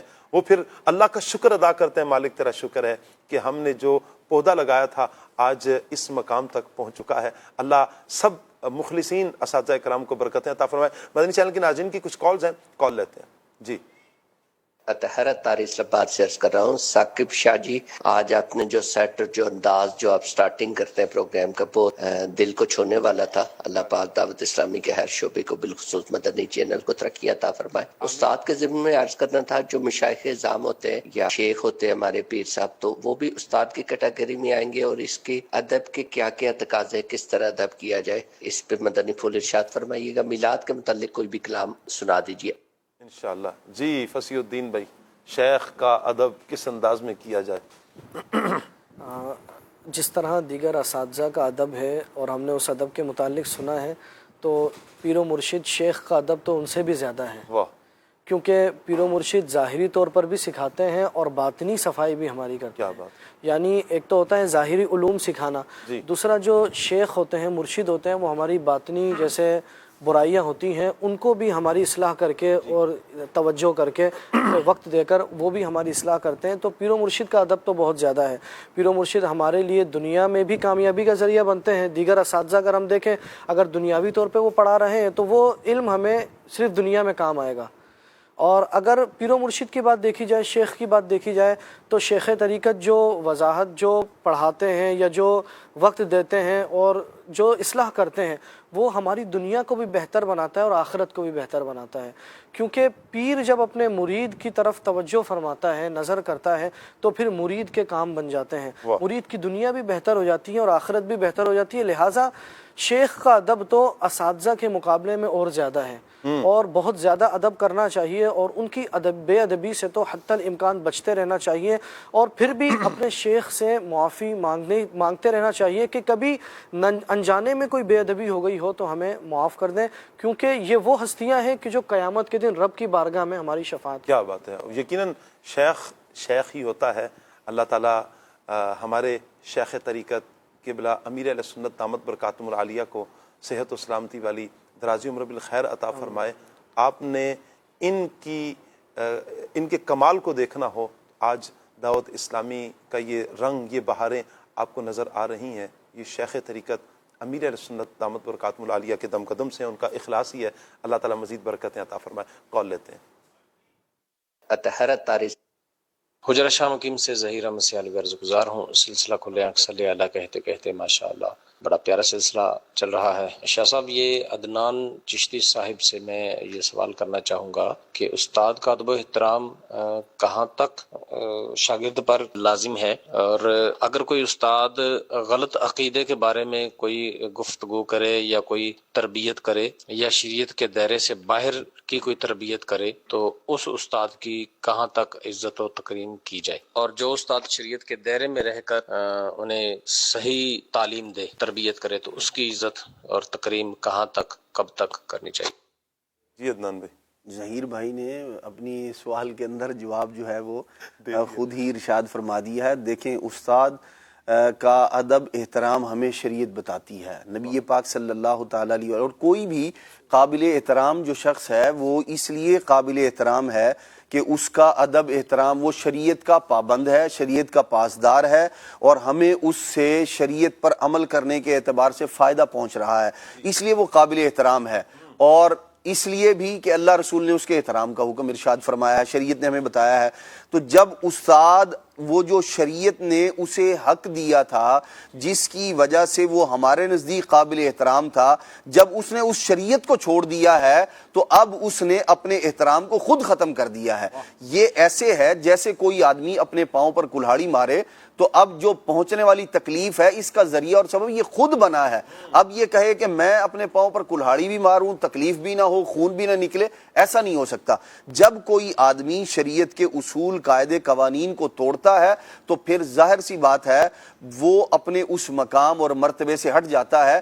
اینک کا مقام جو ہے نا وہ یہاں آنکھوں کے سامنے رکھنا ہے، اسے اگر آپ یہاں رکھ لیں گے نا تو یہ اپنے مقام اور مرتبے کو کھو دے گی، اور پھر جو اس کا فائدہ آپ کو ہونا چاہیے تھا وہ فائدہ نہیں ملے گا، یا اس کو آپ نیچے کر لیں گے تو پھر بھی یہ وہ فائدہ نہیں دے گی کہ جو فائدہ اس سے حاصل ہونا چاہیے ہے۔ ہر چیز اپنے مقام پر اچھی لگتی ہے، اور پھر استاد کا کام ظاہر سی بات ہے جب وہ شریعت سے ہٹ کر کسی چیز کو سکھا رہا ہے، وہ چاہے عقیدہ ہو، عقیدے سے متعلق ہو، یا کسی عمل سے متعلق ہو، یا کسی بد عملی کی ترغیب ہے، یعنی اچھے کام سے روک رہا ہے، تو ایسے میں اس نے اللہ رسول کی نافرمانی کی، اور نبی کریم صلی اللہ تعالیٰ علیہ وآلہ وسلم نے ارشاد فرمایا کہ اللہ تبارک و تعالیٰ کی نافرمانی میں کسی مخلوق کی اطاعت و فرمانبرداری نہیں کی جائے گی۔ اب یہاں یہ نہیں دیکھا جائے گا کہ استاد صاحب کہہ رہے ہیں لہٰذا میں یہ بات مان لوں، استاد کہہ رہے بیٹا نماز نہیں پڑھنی تو جی میں استاد کے احترام میں نماز چھوڑ دی ہے میں نے۔ نماز پڑھنا یہ اللہ رسول کا حکم تھا، اور استاد کا احترام کرنے کا بھی اللہ رسول کا حکم تھا۔ تو اللہ رسول کے احکام میں، شریعت کے احکام میں استاد صاحب کی بات نہیں مانی جائے گی کہ بندہ شریعت کی نافرمانی کرے، شریعت ہی ایسے بات کو لیا جائے گا۔ جب اللہ پاک کی نافرمانی کا کوئی کہہ رہا ہے تو پھر وہاں پر تو نہیں نا، ہم اللہ کے بندے ہیں۔ اور یہ معاملہ استاد کے ساتھ خاص نہیں، کوئی بھی دنیا جہان میں مخلوق سے متعلق جب بھی کوئی بات ہوگی، جب کوئی شخص آپ کو شریعت کے، اسلام کے، نبی پاک علیہ السلام کی سنت کے مخالف ہونے کا درس دے رہا ہے یا ترغیب دے رہا ہے، تو اب جو شریعت کا حکم ہے وہ سب سے بلند ہے۔ جو دوسرا آدمی ہے جو غلط کام کی ترغیب دے رہا ہے، نہ اس کا اس معاملے میں احترام کیا جائے گا، نہ ادب کیا جائے گا، نہ اس کی بات کو تسلیم کیا جائے گا، بلکہ وہی کیا جائے گا جو اللہ رسول کا حکم ہے۔ کیا بات ہے۔ کال لیتے ہیں جی، کال دیجیے گا۔ میرا سوال یہ ہے کہ ایک اچھا استاد اپنے طلباء کے ساتھ کس طرح کا رویہ اختیار کرتا ہے، تو اس میں رہنمائی فرما۔ جی فصیح الدین بھائی۔ جی اس حوالے سے تو ہماری بات بھی ہوئی ہے کہ استاد کو اپنے شاگردوں کے ساتھ شفقت والا تعلق رکھنا چاہیے، اور شاگرد جو ہے وہ اساتذہ کو دیکھتے ہیں اور اساتذہ کو دیکھ کر ہی سیکھتے ہیں، لہٰذا اگر کبھی کوئی غلطی ہو جائے تو ایسا نہ ہو کہ ان کو سزا دے رہے ہوں یا ان کے ساتھ بد اخلاقی کے ساتھ پیش آ رہے ہوں، بلکہ وہی فرمان حضور علیہ الصلوۃ والسلام کا وہ پیش نظر رکھیں کہ آپ علیہ الصلوۃ والسلام نے ارشاد فرمایا میں تمہارے لیے والد کی مثل ہوں۔ تو استاد جب ایک روحانی باپ ہے تو جس طرح باپ اپنے بچے کی بچپن میں بچے سے جب غلطی ہو جائے تو باپ اس کو سمجھاتا ہے، ایسا نہیں کہ اس کو مارنے لگ جاتا ہے، اس کو پیٹنے لگ جاتا ہے، اس پہ غصہ کرنے لگ جاتا ہے، بلکہ اس کو سمجھاتا ہے، پیار سے لے کر چلتا ہے، بیٹا ایسے نہیں ہوتا، ایسے ہوتا ہے، ایسے نہیں ہوتا، ایسے ہوتا ہے، کیونکہ وہ شاگرد ہے، کیونکہ وہ بچہ ہے، وہ غلطی کرے گا، اس سے غلطی ہوگی، تو لہٰذا استاد کو شفقت کرتے ہوئے سمجھانا چاہیے، کیونکہ سمجھانا جب پیار اور محبت کے ساتھ ہو تو وہ زیادہ اثر رکھتا ہے، اگر سختی کی جائے گی تو پھر بعض اوقات وہ بچے کو سمجھ میں نہیں آتی ہے۔ ٹھیک ہو گیا، کال لیتے ہیں جی، اگلے کالرز ہمیں کیا کہہ رہے ہیں؟ میرا کھلے آنکھ صلی اللہ کہتے کہتے میں سوال ہے عدنان چشتی صاحب سے، استاد کی سب سے بڑی ذمہ داری کیا ہوتی ہے؟ پلیز اس کے بارے میں تھوڑی سی رہنمائی فرما دیں۔ میرا خیال ہے اساتذہ کی ذمہ داریوں پر ہی گفتگو چل رہی ہے اور سارے سوالات عدنان چشتی صاحب کی طرف ہیں۔ جی عدنان بھائی۔ شاہ صاحب دیکھیں، ہر ادارے کے اپنے اصول، قاعدے، قوانین ہوتے ہیں، تو ذمہ داریوں کا تعین ظاہر سی بات ہے ادارہ کیا کرتا ہے۔ تو یہ جو ذمہ داریاں ہیں استاد کے ذمے کیا ہے، سب سے پہلی بات تو یہ ہے کہ وہ جس کام کے لیے اسے مقرر کیا گیا ہے وہ کام کرے گا، اور وہ کام ہے طلبہ کی تربیت کرنا، انہیں علم سکھانا۔ تو اچھا بہت ساری چیزیں وہ ہوتی ہیں، جیسے میں نے ایک بات عرض کی کہ بعض ذمہ داریوں کا تعین جو ہے نا وہ ادارہ کیا کرتا ہے جس نے اس استاد کو ہائر کیا ہوا رکھا ہوا ہے۔ تو ایسا نہ ہو کہ ہم استاد کی کچھ ذمہ داریاں ہم بتانا شروع کر دیں کہ جناب مکرم آپ پر یہ بھی لازم ہے، یہ بھی آپ کی ذمہ داریوں میں ہے۔ تو استاد کی ذمہ داری، کچھ ذمہ داریاں وہ ہوتی ہیں جو اخلاقی ذمہ داریاں ہوتی ہیں، اور کچھ جو ہوتی ہیں وہ ادارے کی طرف سے ہوتی ہیں، تو یہ عام طور پر اساتذہ کرام کو بتا دیا جاتا ہے۔ تو اخلاقی اعتبار سے جو ذمہ داریاں بنتی ہوں ان کا بھی لحاظ رکھنا چاہیے، مذہبی اعتبار سے بھی، اور ادارے کے اعتبار سے بھی، عرف و عادت کے اعتبار سے جو ذمہ داریاں ہوں ان سب کو استاد کو پورا کرنا چاہیے۔ استاد کا ادب اپنائیں، 1500واں جشن ولادت منائیں۔ آئیے مدنی چینل کے ناظرین سیگمنٹ 1500واں جشن ولادت کی طرف بڑھتے ہیں۔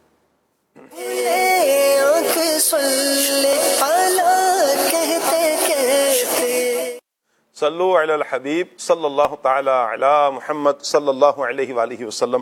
مدنی چینل کے ناظرین پروگرام کھلے آنکھ صلی اللہ کے سیگمنٹ 1500واں جشن ولادت میں حاضر ہیں۔ اللہ اکبر۔ نبی رحمت صلی اللہ تعالی علیہ وآلہ وسلم کی سیرت، حضور کی صورت، حضور کے کردار پر ہم اس سیگمنٹ میں گفتگو کرتے ہیں۔ اللہ اکبر۔ نبی پاک علیہ الصلوۃ والسلام کے آج حسن کی بات کریں گے۔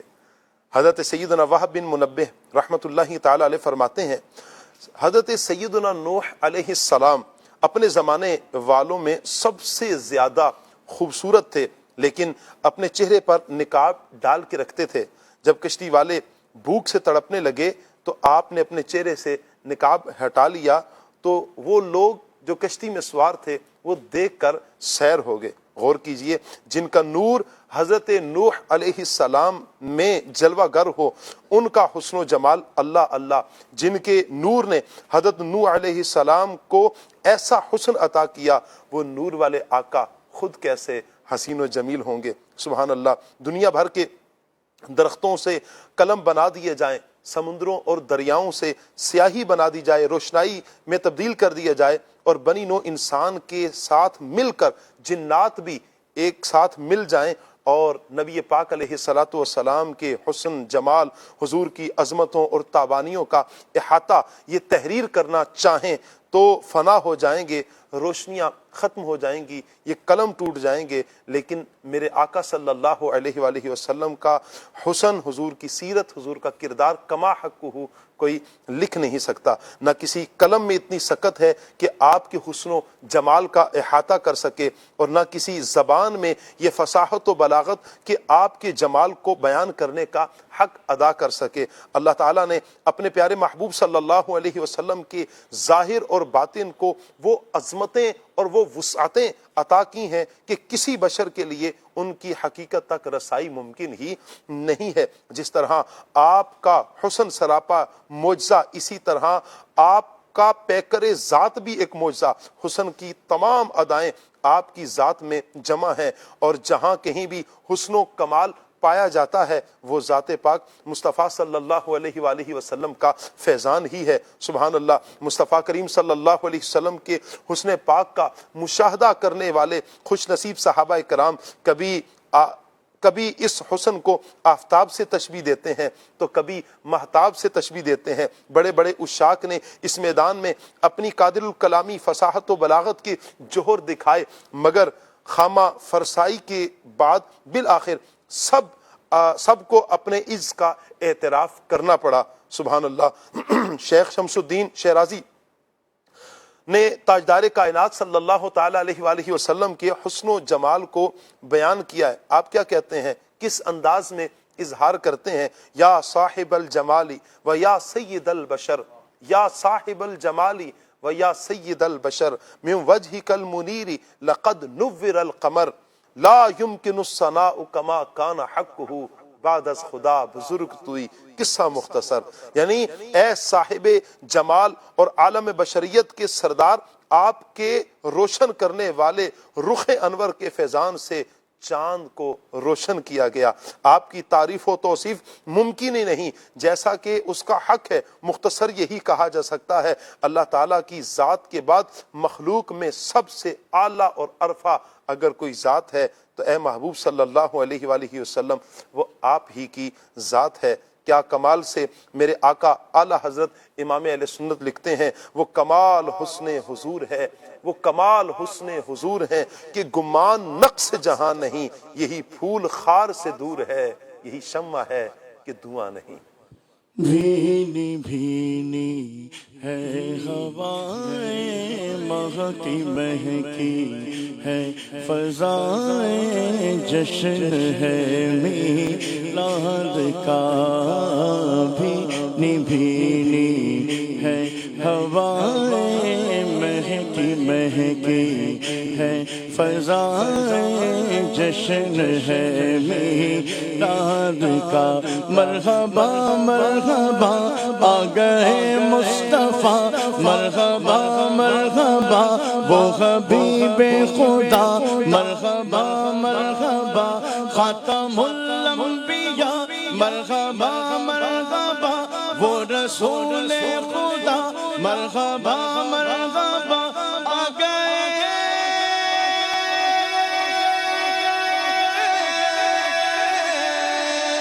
مصطفیٰ مصطفیٰ۔ بھین بھینی ہے ہوائیں مہکی مہکی ہے فضائیں، جشن ہے میلاد کا۔ جب تلک یہ چاند تارے جھلملاتے جائیں گے، تب تلک جشن ولادت، تب تلک جشن ولادت ہم مناتے جائیں گے۔ مرحبا مرحبا آ گئے مصطفیٰ، مرحبا مرحبا آ گئے مصطفیٰ وہ حبیب خدا، مرحبا مرحبا خاتم الانبیاء، مرحبا مرحبا وہ رسول خدا، مرحبا مرحبا آ گئے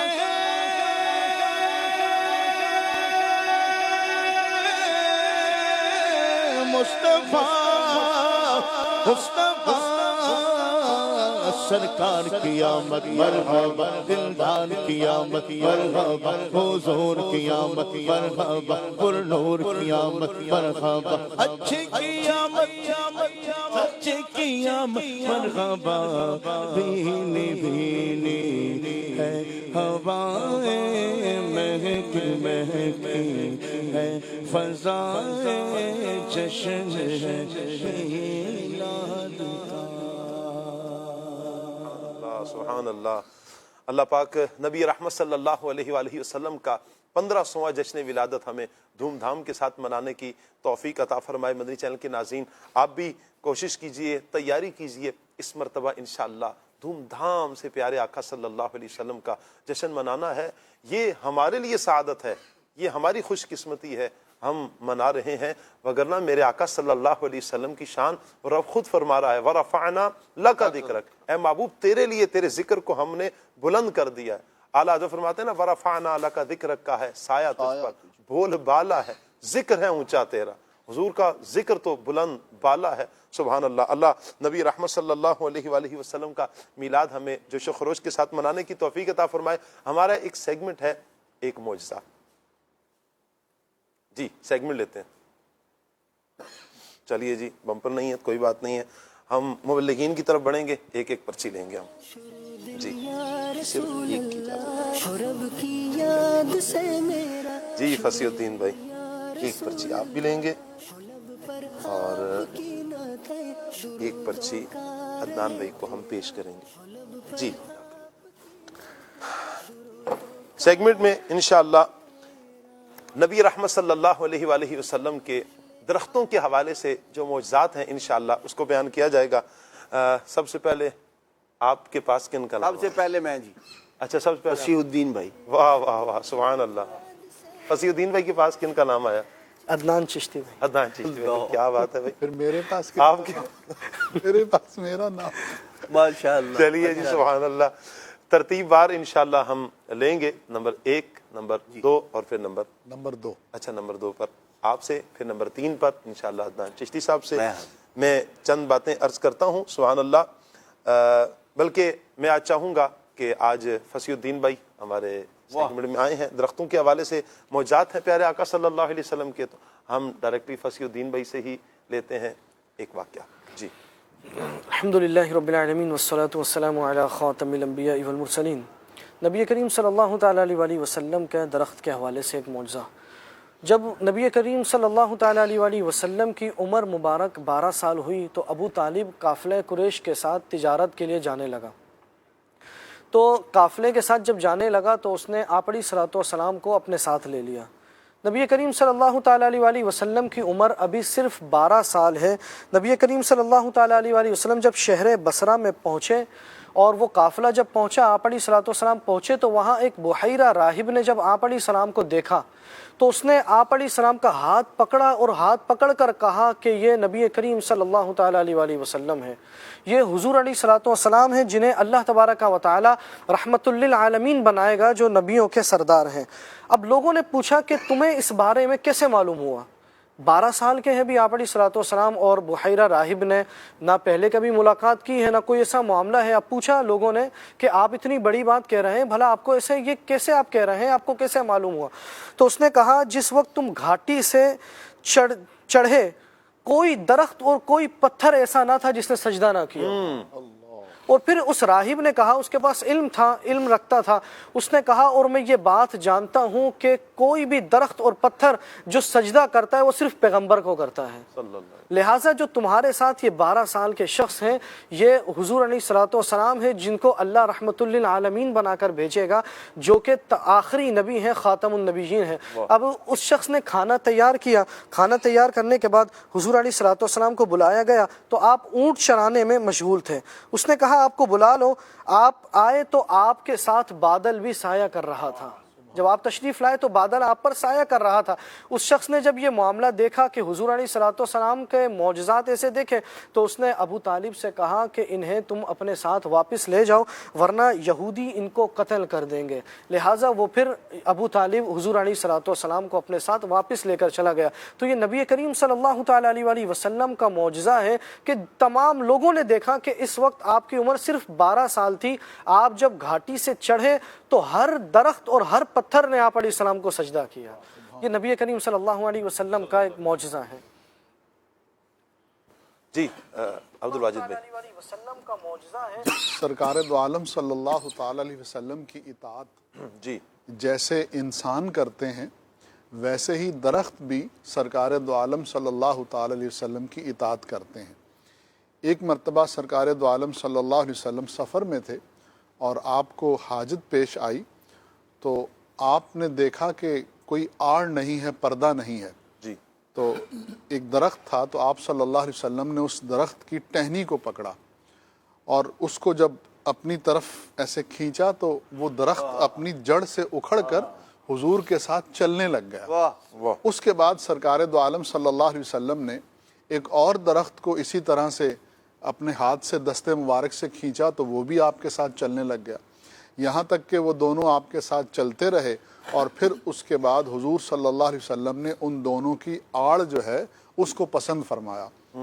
اس کے بعد جب وہ معاملہ ہو گیا تو اس کے بعد آپ نے ان کو حکم دیا کہ اب تم چلے جاؤ۔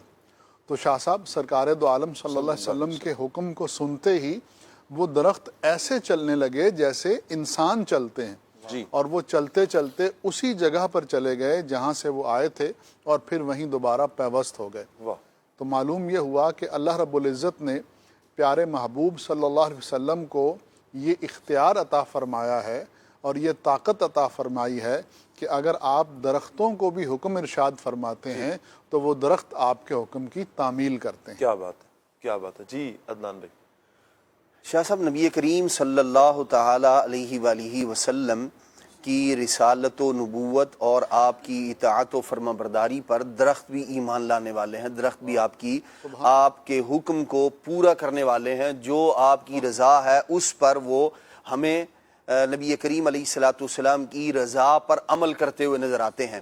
اللہ کے پیارے محبوب صلی اللہ تعالی علیہ وآلہ وسلم کی بارگاہ میں ایک دفعہ ایک دیہات کا رہنے والا شخص آیا اور کہنے لگا، یا رسول اللہ صلی اللہ تعالی علیہ وسلم، میں نے ایمان قبول کر لیا ہے، اسلام لے آیا ہوں، مسلمان ہو گیا ہوں، یا رسول اللہ کوئی ایسی چیز دکھائیں میرے ایمان میں، یقین میں مزید پختگی آ جائے، میرا یقین بڑھ جائے۔ نبی پاک علیہ الصلوۃ والسلام نے ارشاد فرمایا کیا دیکھنا چاہتے ہو تم؟ تو انہوں نے کہا، یا رسول اللہ یہ جو درخت ہے نا اسے اپنے پاس بلا لیں آپ۔ نبی پاک صلی اللہ تعالی علیہ وآلہ وسلم، اس نے کیا کہا، یا رسول اللہ اس درخت کو اپنے پاس بلا لیں۔ حضور نے فرمایا، جاؤ اس درخت کو میرا پیغام دو کہ اللہ کے نبی علیہ السلام بلاتے ہیں۔ نبی پاک علیہ السلام خود بھی اشارہ فرماتے، پھر بھی اس نے آ جانا تھا، لیکن نبی پاک علیہ السلام نے یہاں وہ جو آپ کے قول مبارک کا اثر ہے کہ جس کو آپ معزون بنا دیں وہ بھی آپ کے اس حکم کا مظہر بن جائے۔ نبی پاک علیہ السلام نے فرمایا، بھئی اسے جا کے کہو کہ اللہ کے نبی بلا رہے ہیں۔ اس نے جا کے کہا، تجھے اللہ کے نبی بلا رہے ہیں۔ جیسے ہی اس شخص نے، اس دیہات والے بندے نے نبی پاک علیہ السلام کا پیغام دیا، وہ درخت فوراً ادھر جھکا، یوں اس نے حرکت کی آگے پیچھے، جیسے اپنی جڑوں کو زمین سے علیحدہ کر رہا ہو، اور پھر وہ اپنی جڑوں سمیت یوں ہی چلتا چلتا زمین کو چیرتا ہوا نبی کریم صلی اللہ تعالی علیہ وسلم کی بارگاہ میں حاضر ہو گیا۔ اللہ کے محبوب صلی اللہ تعالی وسلم نے اس سے فرمایا ہاں بھائی اب بتاؤ۔ تو وہ کہنے لگے کہ یا رسول اللہ مجھے یقین آ گیا ہے، اب آپ ایسا کیجئے کہ اب بعض روایات میں تو یہ ہے کہ بھئی اس کو واپس بھیج دیں، اس روایت میں یہ ذکر نہیں ہے۔ انہوں نے کہا اب یہ اس قدر خوش ہوئے تو نبی کریم علیہ السلام نے خود ہی اشارہ فرمایا، درخت واپس چلا گیا۔ کہتے ہیں یا رسول اللہ مجھے اجازت دیں میں آپ کے ہاتھ مبارک بھی چوم لوں اور آپ کے پاؤں کو بھی بوسہ دوں۔ نبی پاک صلی اللہ تعالی علیہ وآلہ وسلم نے اجازت عطا فرمائی، انہوں نے حضور کے ہاتھ مبارک کو بھی بوسہ دیا، پاؤں بھی چومے نبی پاک صلی اللہ تعالی علیہ وآلہ وسلم کے۔ اب جب اس قدر محبت، شفقت، عنایت بڑھی تو اب انہوں نے کہا یا رسول اللہ صلی اللہ علیہ وسلم مجھے سجدہ کرنے کی بھی اجازت دے دیں، میں آپ کو سجدہ کر دوں۔ تو نبی کریم صلی اللہ تعالی علیہ وآلہ وسلم نے اس سے منع فرمایا اللہ تبارک تعالیٰ کے سوا میری شریعت میں کسی اور بندے کو سجدہ کرنا جائز نہیں ہے۔ تو یہ نبی پاک صلی اللہ تعالی وسلم کی عظمت و رفعت ہے کہ درخت بھی آپ صلی اللہ تعالی علیہ وآلہ وسلم کی بات مانتے ہیں۔ چاند شک ہو پیڑ بولے جانور سجدے کرے، چاند شک ہو پیڑ بولے جانور سجدے کرے، بارہ اللہ مرجع عالم یہی سرکار ہے، بارہ اللہ مرجع عالم یہی سرکار ہے، مجداباد آسیوں شاف شع ابرار ہے نیت اے مجرم ذات خدا غفار ہے۔ صلو علی الحبیب صلی اللہ تعالی علی محمد صلی اللہ علیہ وآلہ وسلم۔ ہمارے فیس بک کے ناظرین کے کچھ کمنٹس بھی آ رہے ہیں۔ محمد نواز اتاری ہیں، یہ کہہ رہے ہیں جی مجھے کلام سنا دیں کہ عشق محبت اعلیٰ حضرت منقبت ہے ذہن میں، وگرنہ یہ کلام میری تو ساری بہار آپ سے ہے۔ جی سنا دیں عدنان بھائی، ایک شعر ہو جائے اس کا بھی۔ حضور میری تو ساری بہار آپ سے ہے، میں بے قرار تھا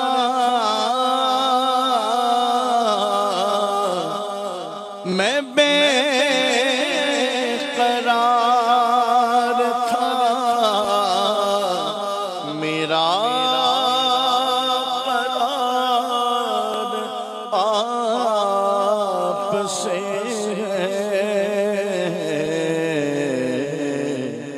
حضور میری تو ساری بہار آپ سے ہے، گناہ گار آقا بڑی ندامت ہے، گناہ گار آقا بڑی ندامت ہے، قسم خدا کی میرا وقار آپ سے ہے۔ عدنان بھائی، محمد محسن قریشی ہیں، آپ سے پوچھ رہے ہیں کہ الحمدللہ 1500واں جشن ولادت آ رہا ہے، تو اس حوالے سے سوال یہ کرنا چاہتا ہوں، ان دنوں لوگ نعتیہ کتابیں پڑھنے، نعتیں پڑھنے کا شوق رکھتے ہیں، تو کون سی کتابیں پڑھنی چاہیے نعت کی؟ اعلیٰ حضرت کی ماشاء اللہ ہدایت کی بخشش، اس کو پڑھیں، پھر اسی طرح قبائل بخشش ہے، اسی طرح اپنی ایپلیکیشن بھی ہے نا، نعت کلیکشن میں کتابیں موجود ہاں، اس میں تو ساری آ جائیں گی، اگر اس میں اگر دیکھ لیا جاتا ہے تو انشاءاللہ فائدہ ہوگا۔ اچھا، ایک اور یہ سوال کر رہے ہیں، کہتے ہیں کہ کون کون سی طرزیں استعمال کرنی چاہیے اور آپ ایک ہی نعت کی مختلف طرزیں کیسے بنا لیتے ہیں؟ واہ واہ، یہ فکر فیضان عطاری ہے، واہ واہ واہ واہ، جب تک بکے نہ تھے کوئی پوچھتا نہ تھا، عطار نے خرید کے انمول کر دیا، کیا بات ہے جی آپ کی، جو صدقہ ہے یہ عطار کا ہے۔ اللہ آپ کو سلامت رکھے۔ یہ نام تو نہیں لکھا، مکہ مدینہ ان کا ہے، کہہ رہے ہیں جی کہ دعا کر دیں جی اللہ پاک میرے والدین اور میرے اساتذہ اکرام کی بے حساب مغفرت فرمائے، ایمان پر خاتمہ، آمین اللہم یا رب آمین۔ اچھا جی، ٹھیک ہو گیا جی، اللہ تعالیٰ آپ کی مرادیں پوری فرمائے۔ بہت سے عاشقان رسول فیس بک پر ہمیں دعاؤں کے کمنٹس کر رہے ہیں، اللہ پاک سے دعا ہے اللہ پاک سب کے لیے رحمت فرمائے، عافیت فرمائے، برکتیں عطا فرمائے۔ جتنوں کی پریشانیاں ہیں، دکھ درد میں مبتلا ہیں، اللہ پاک سب کے لیے عافیت فرمائے، چاہے وہ فیس بک کے ناظرین ہیں، چاہے گھر بیٹھے کہیں بھی یہ پروگرام دیکھ رہے ہیں، بعد میں دیکھیں، اللہ پاک سب کے لیے آسانیاں پیدا فرمائے۔ کچھ کالز ہیں نعت کی فرمائش کی، لیتے ہیں جی۔ میں سید زینب الدین تاری بات کر رہا ہوں۔ پیارے پیارے ثاقب بھائی، ماشاءاللہ آج کا ٹاپک بہت اچھا ہے۔ آج میں یہ ہم سناؤں گا۔ مرحبا۔ تو ہی مالک بہروبر ہے یا اللہ یا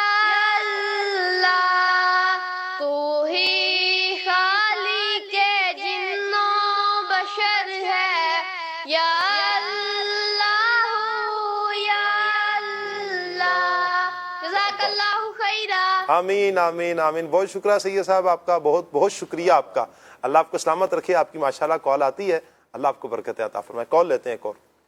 माशाअल्लाह प्रोग्राम खुले आँख से ले रहा कहते कहते बहुत ही प्यारा चल रहा है। कलाम सुना दें, 12वीं का नूर दिल पे छा गया। जी अदनान भाई है ज़हन में आपके?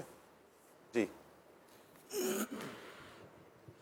12वीं का नूर दिल पे छा गया, 12वीं का नूर दिल पे छा गया।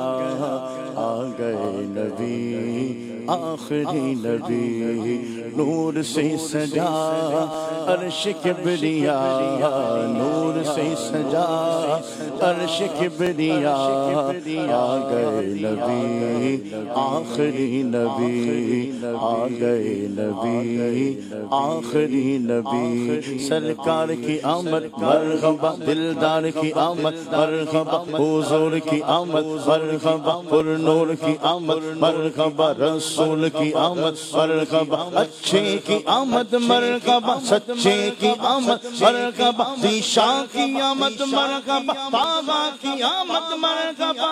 12वीं का नूर दिल पे छा गया, 12वीं का नूर दिल पे छा गया। आ गए नबी आखिरी नबी। सुभान अल्लाह सुभान अल्लाह। एक और कॉल लेते हैं जी। खां हजरात से फरमाइश है कि ये कलाम सुना दीजिए, मैं मदीने चला। और शाह साहब मदीने की दुआओं से भी नवाज दीजिए।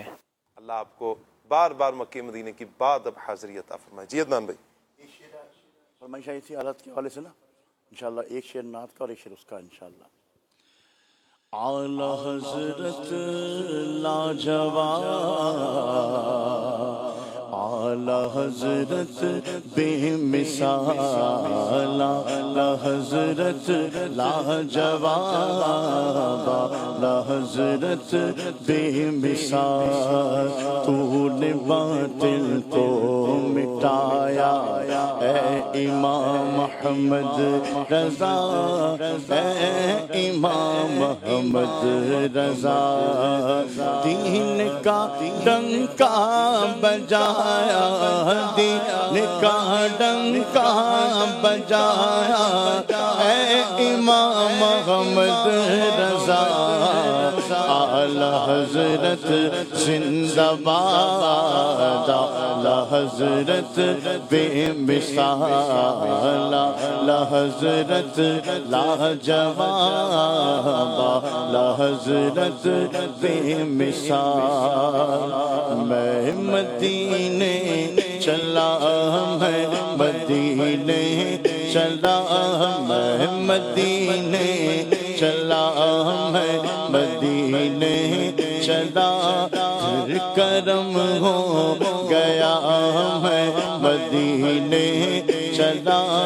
झूमता झूमता झूमता झूमता मैं मदीने चला। मुल्क मीनार पर जब पड़ेगी नजर, उनके मीनार पर जब पड़ेगी नजर, क्या सुरूर आएगा, क्या सुरूर आएगा। मैं मदीने चला, मैं मदीने चला, मैं मदीने चला। क्या बात है अदनान भाई, अल्लाह पाक आपकी ज़बान मुबारक करे। और जितने भी आशिकान रसूल दुआए मदीना का कह रहे हैं, अल्लाह पाक सबको बार बार मक्के मदीने की बाअदब हाज़िरी अता फरमाए। एक मैसेज आया जी, अस्सलामु अलैकुम वरहमतुल्लाह। जी वालेकुम अस्सलाम वरहमतुल्लाहि वबरकातुहू। अच्छा जी, कह रहे हैं जी इस प्रोग्राम में अगर मुमकिन हो तो इन मौज़ूआत को भी शामिल किया जाए। हमारी टीम नोट करे जी। इमामा शरीफ की बरकतें, इंशाअल्लाह इस्लामी पर्दा और नेकी की दावत कैसे दें। आपने 3 मौज़ूआत दिए हैं, अल्लाह आपको सलामत रखे। इंशाअल्लाह जी हम इनको नोट कर लेते हैं जी। कैसे हैं सैयद साकिब भाई? अल्लाह पाक का शुक्र है जी, मैं बिल्कुल ठीक हूँ। आप खैर आफियत से हैं? अच्छा जी साकिब भाई, पश्तो कलाम अदनान भाई से सुनवा दें। अदनान भाई है पश्तो कलाम ज़हन में? سروری زیباد مالو زمت قربان دے واہ واہ سمرا خیس کا نبی سلطان دے واہ واہ سمرا خیس کا نبی سلطان دے میرا دل اولاد و میرا دل اولاد و جا سب آپ پہ قربان ہے بولو مرحبا کتنا حسی میرا نبی سلطان ہے بولو مرحبا کتنا حسی میرا نبی سلطان ہے نور بی بی استن پسے یشپگر زیدالا پاک رسول مشکے شلو استان زاد دالا پلکشا یوڑا راشا پلکشا یوڑا راشا نور بی بی بالورد آسمان دے واہ واہ سمرا خیس کا نبی سلطان دے ترجمہ اماں عائشہ کے ہاتھ سے جس وقت سوئی گر گئی مسکرائے میرے مصطفیٰ ہر چیز روشن ہو گئی چہرہ رسول ہے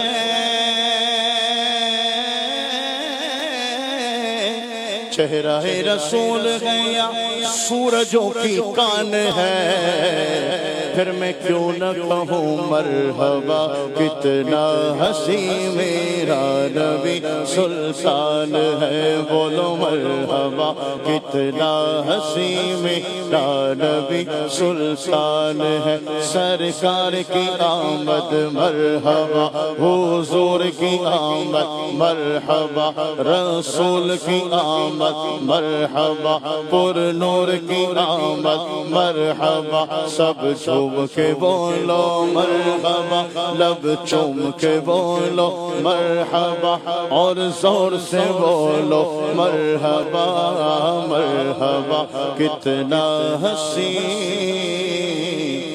میرا نبی سلطان ہے کیا بات ہے جی، اللہ آپ کو سلامت رکھے جی۔ فیصل آباد سے ایک میسیج آیا ہے حافظ محمد عبدالرؤف احمد صاحب کہہ رہے ہیں جی کھلے آنکھ صلی اللہ کہتے کہتے پروگرام بہت زبردست ہے، بہت شکریہ جی، الحمدللہ کافی عرصے سے دیکھتے ہیں، بہت کچھ سیکھنے کو ملتا ہے، بہت بہت شکریہ آپ کا۔ گھر بیٹھے مدنی چینل بحمدللہ علم دین حاصل کرنے کا ایک بہت بہترین ذریعہ ہے، اللہ آپ کو سلامت رکھے جی۔ اچھا جی، دعائے مدینہ کا کہا جا رہا ہے جی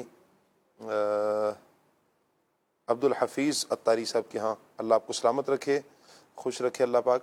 ایک سوال آیا جی، کہہ رہے ہیں کہ آپ اساتذہ کرام سے اب جب ملتے ہیں تو آپ کے ملنے کا انداز کیا ہوتا ہے؟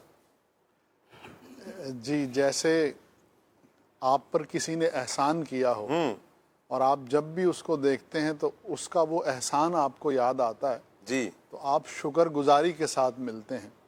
تو کوشش یہی ہوتی ہے کہ ہم اپنے استاد کے ساتھ ایسے ہی ملیں، ان کی دست بوسی کرتے ہیں اور ان کا ادب کرتے ہیں، ان کی تعظیم کرتے ہیں۔ واہ، عدنان بھائی؟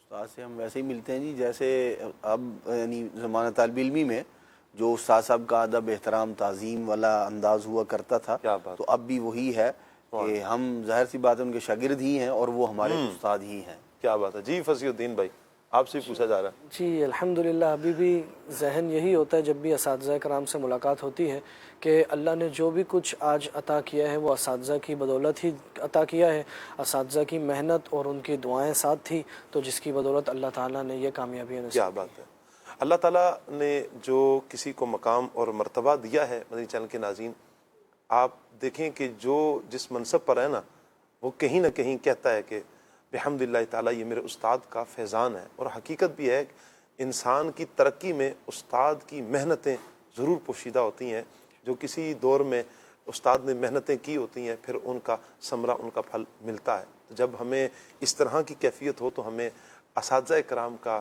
شکر گزار ہی ہونا چاہیے، اچھے انداز میں ملنا چاہیے۔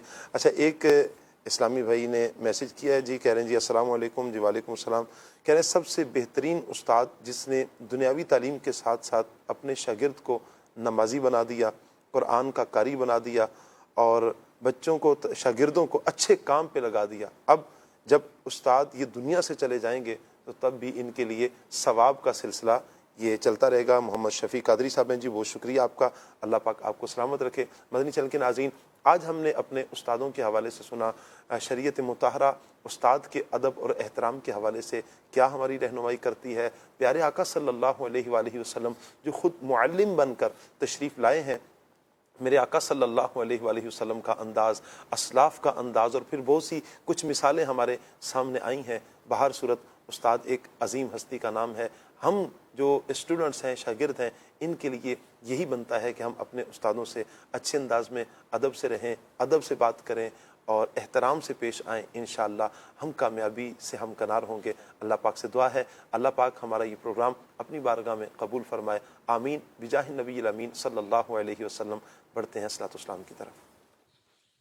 یا نبی سلام علیکہ، یا رسول سلام علیکہ، یا حبیب سلام علیکہ، صلوات اللہ علیکہ، طلع البدر علینا من ثنیۃ الوداع، وجب شکر علینا ما دعا للہ داعی، یا حبیبی یا رسول اللہ، یا نبی سلام علیکہ، یا رسول سلام علیکہ، یا حبیب سلام علیکہ، صلوات کھلے آنکھ صلی علی کہتے کہتے، کھلے آنکھ صلی علی کہتے کہتے، کھلے آنکھ صلی علی کہتے کہتے،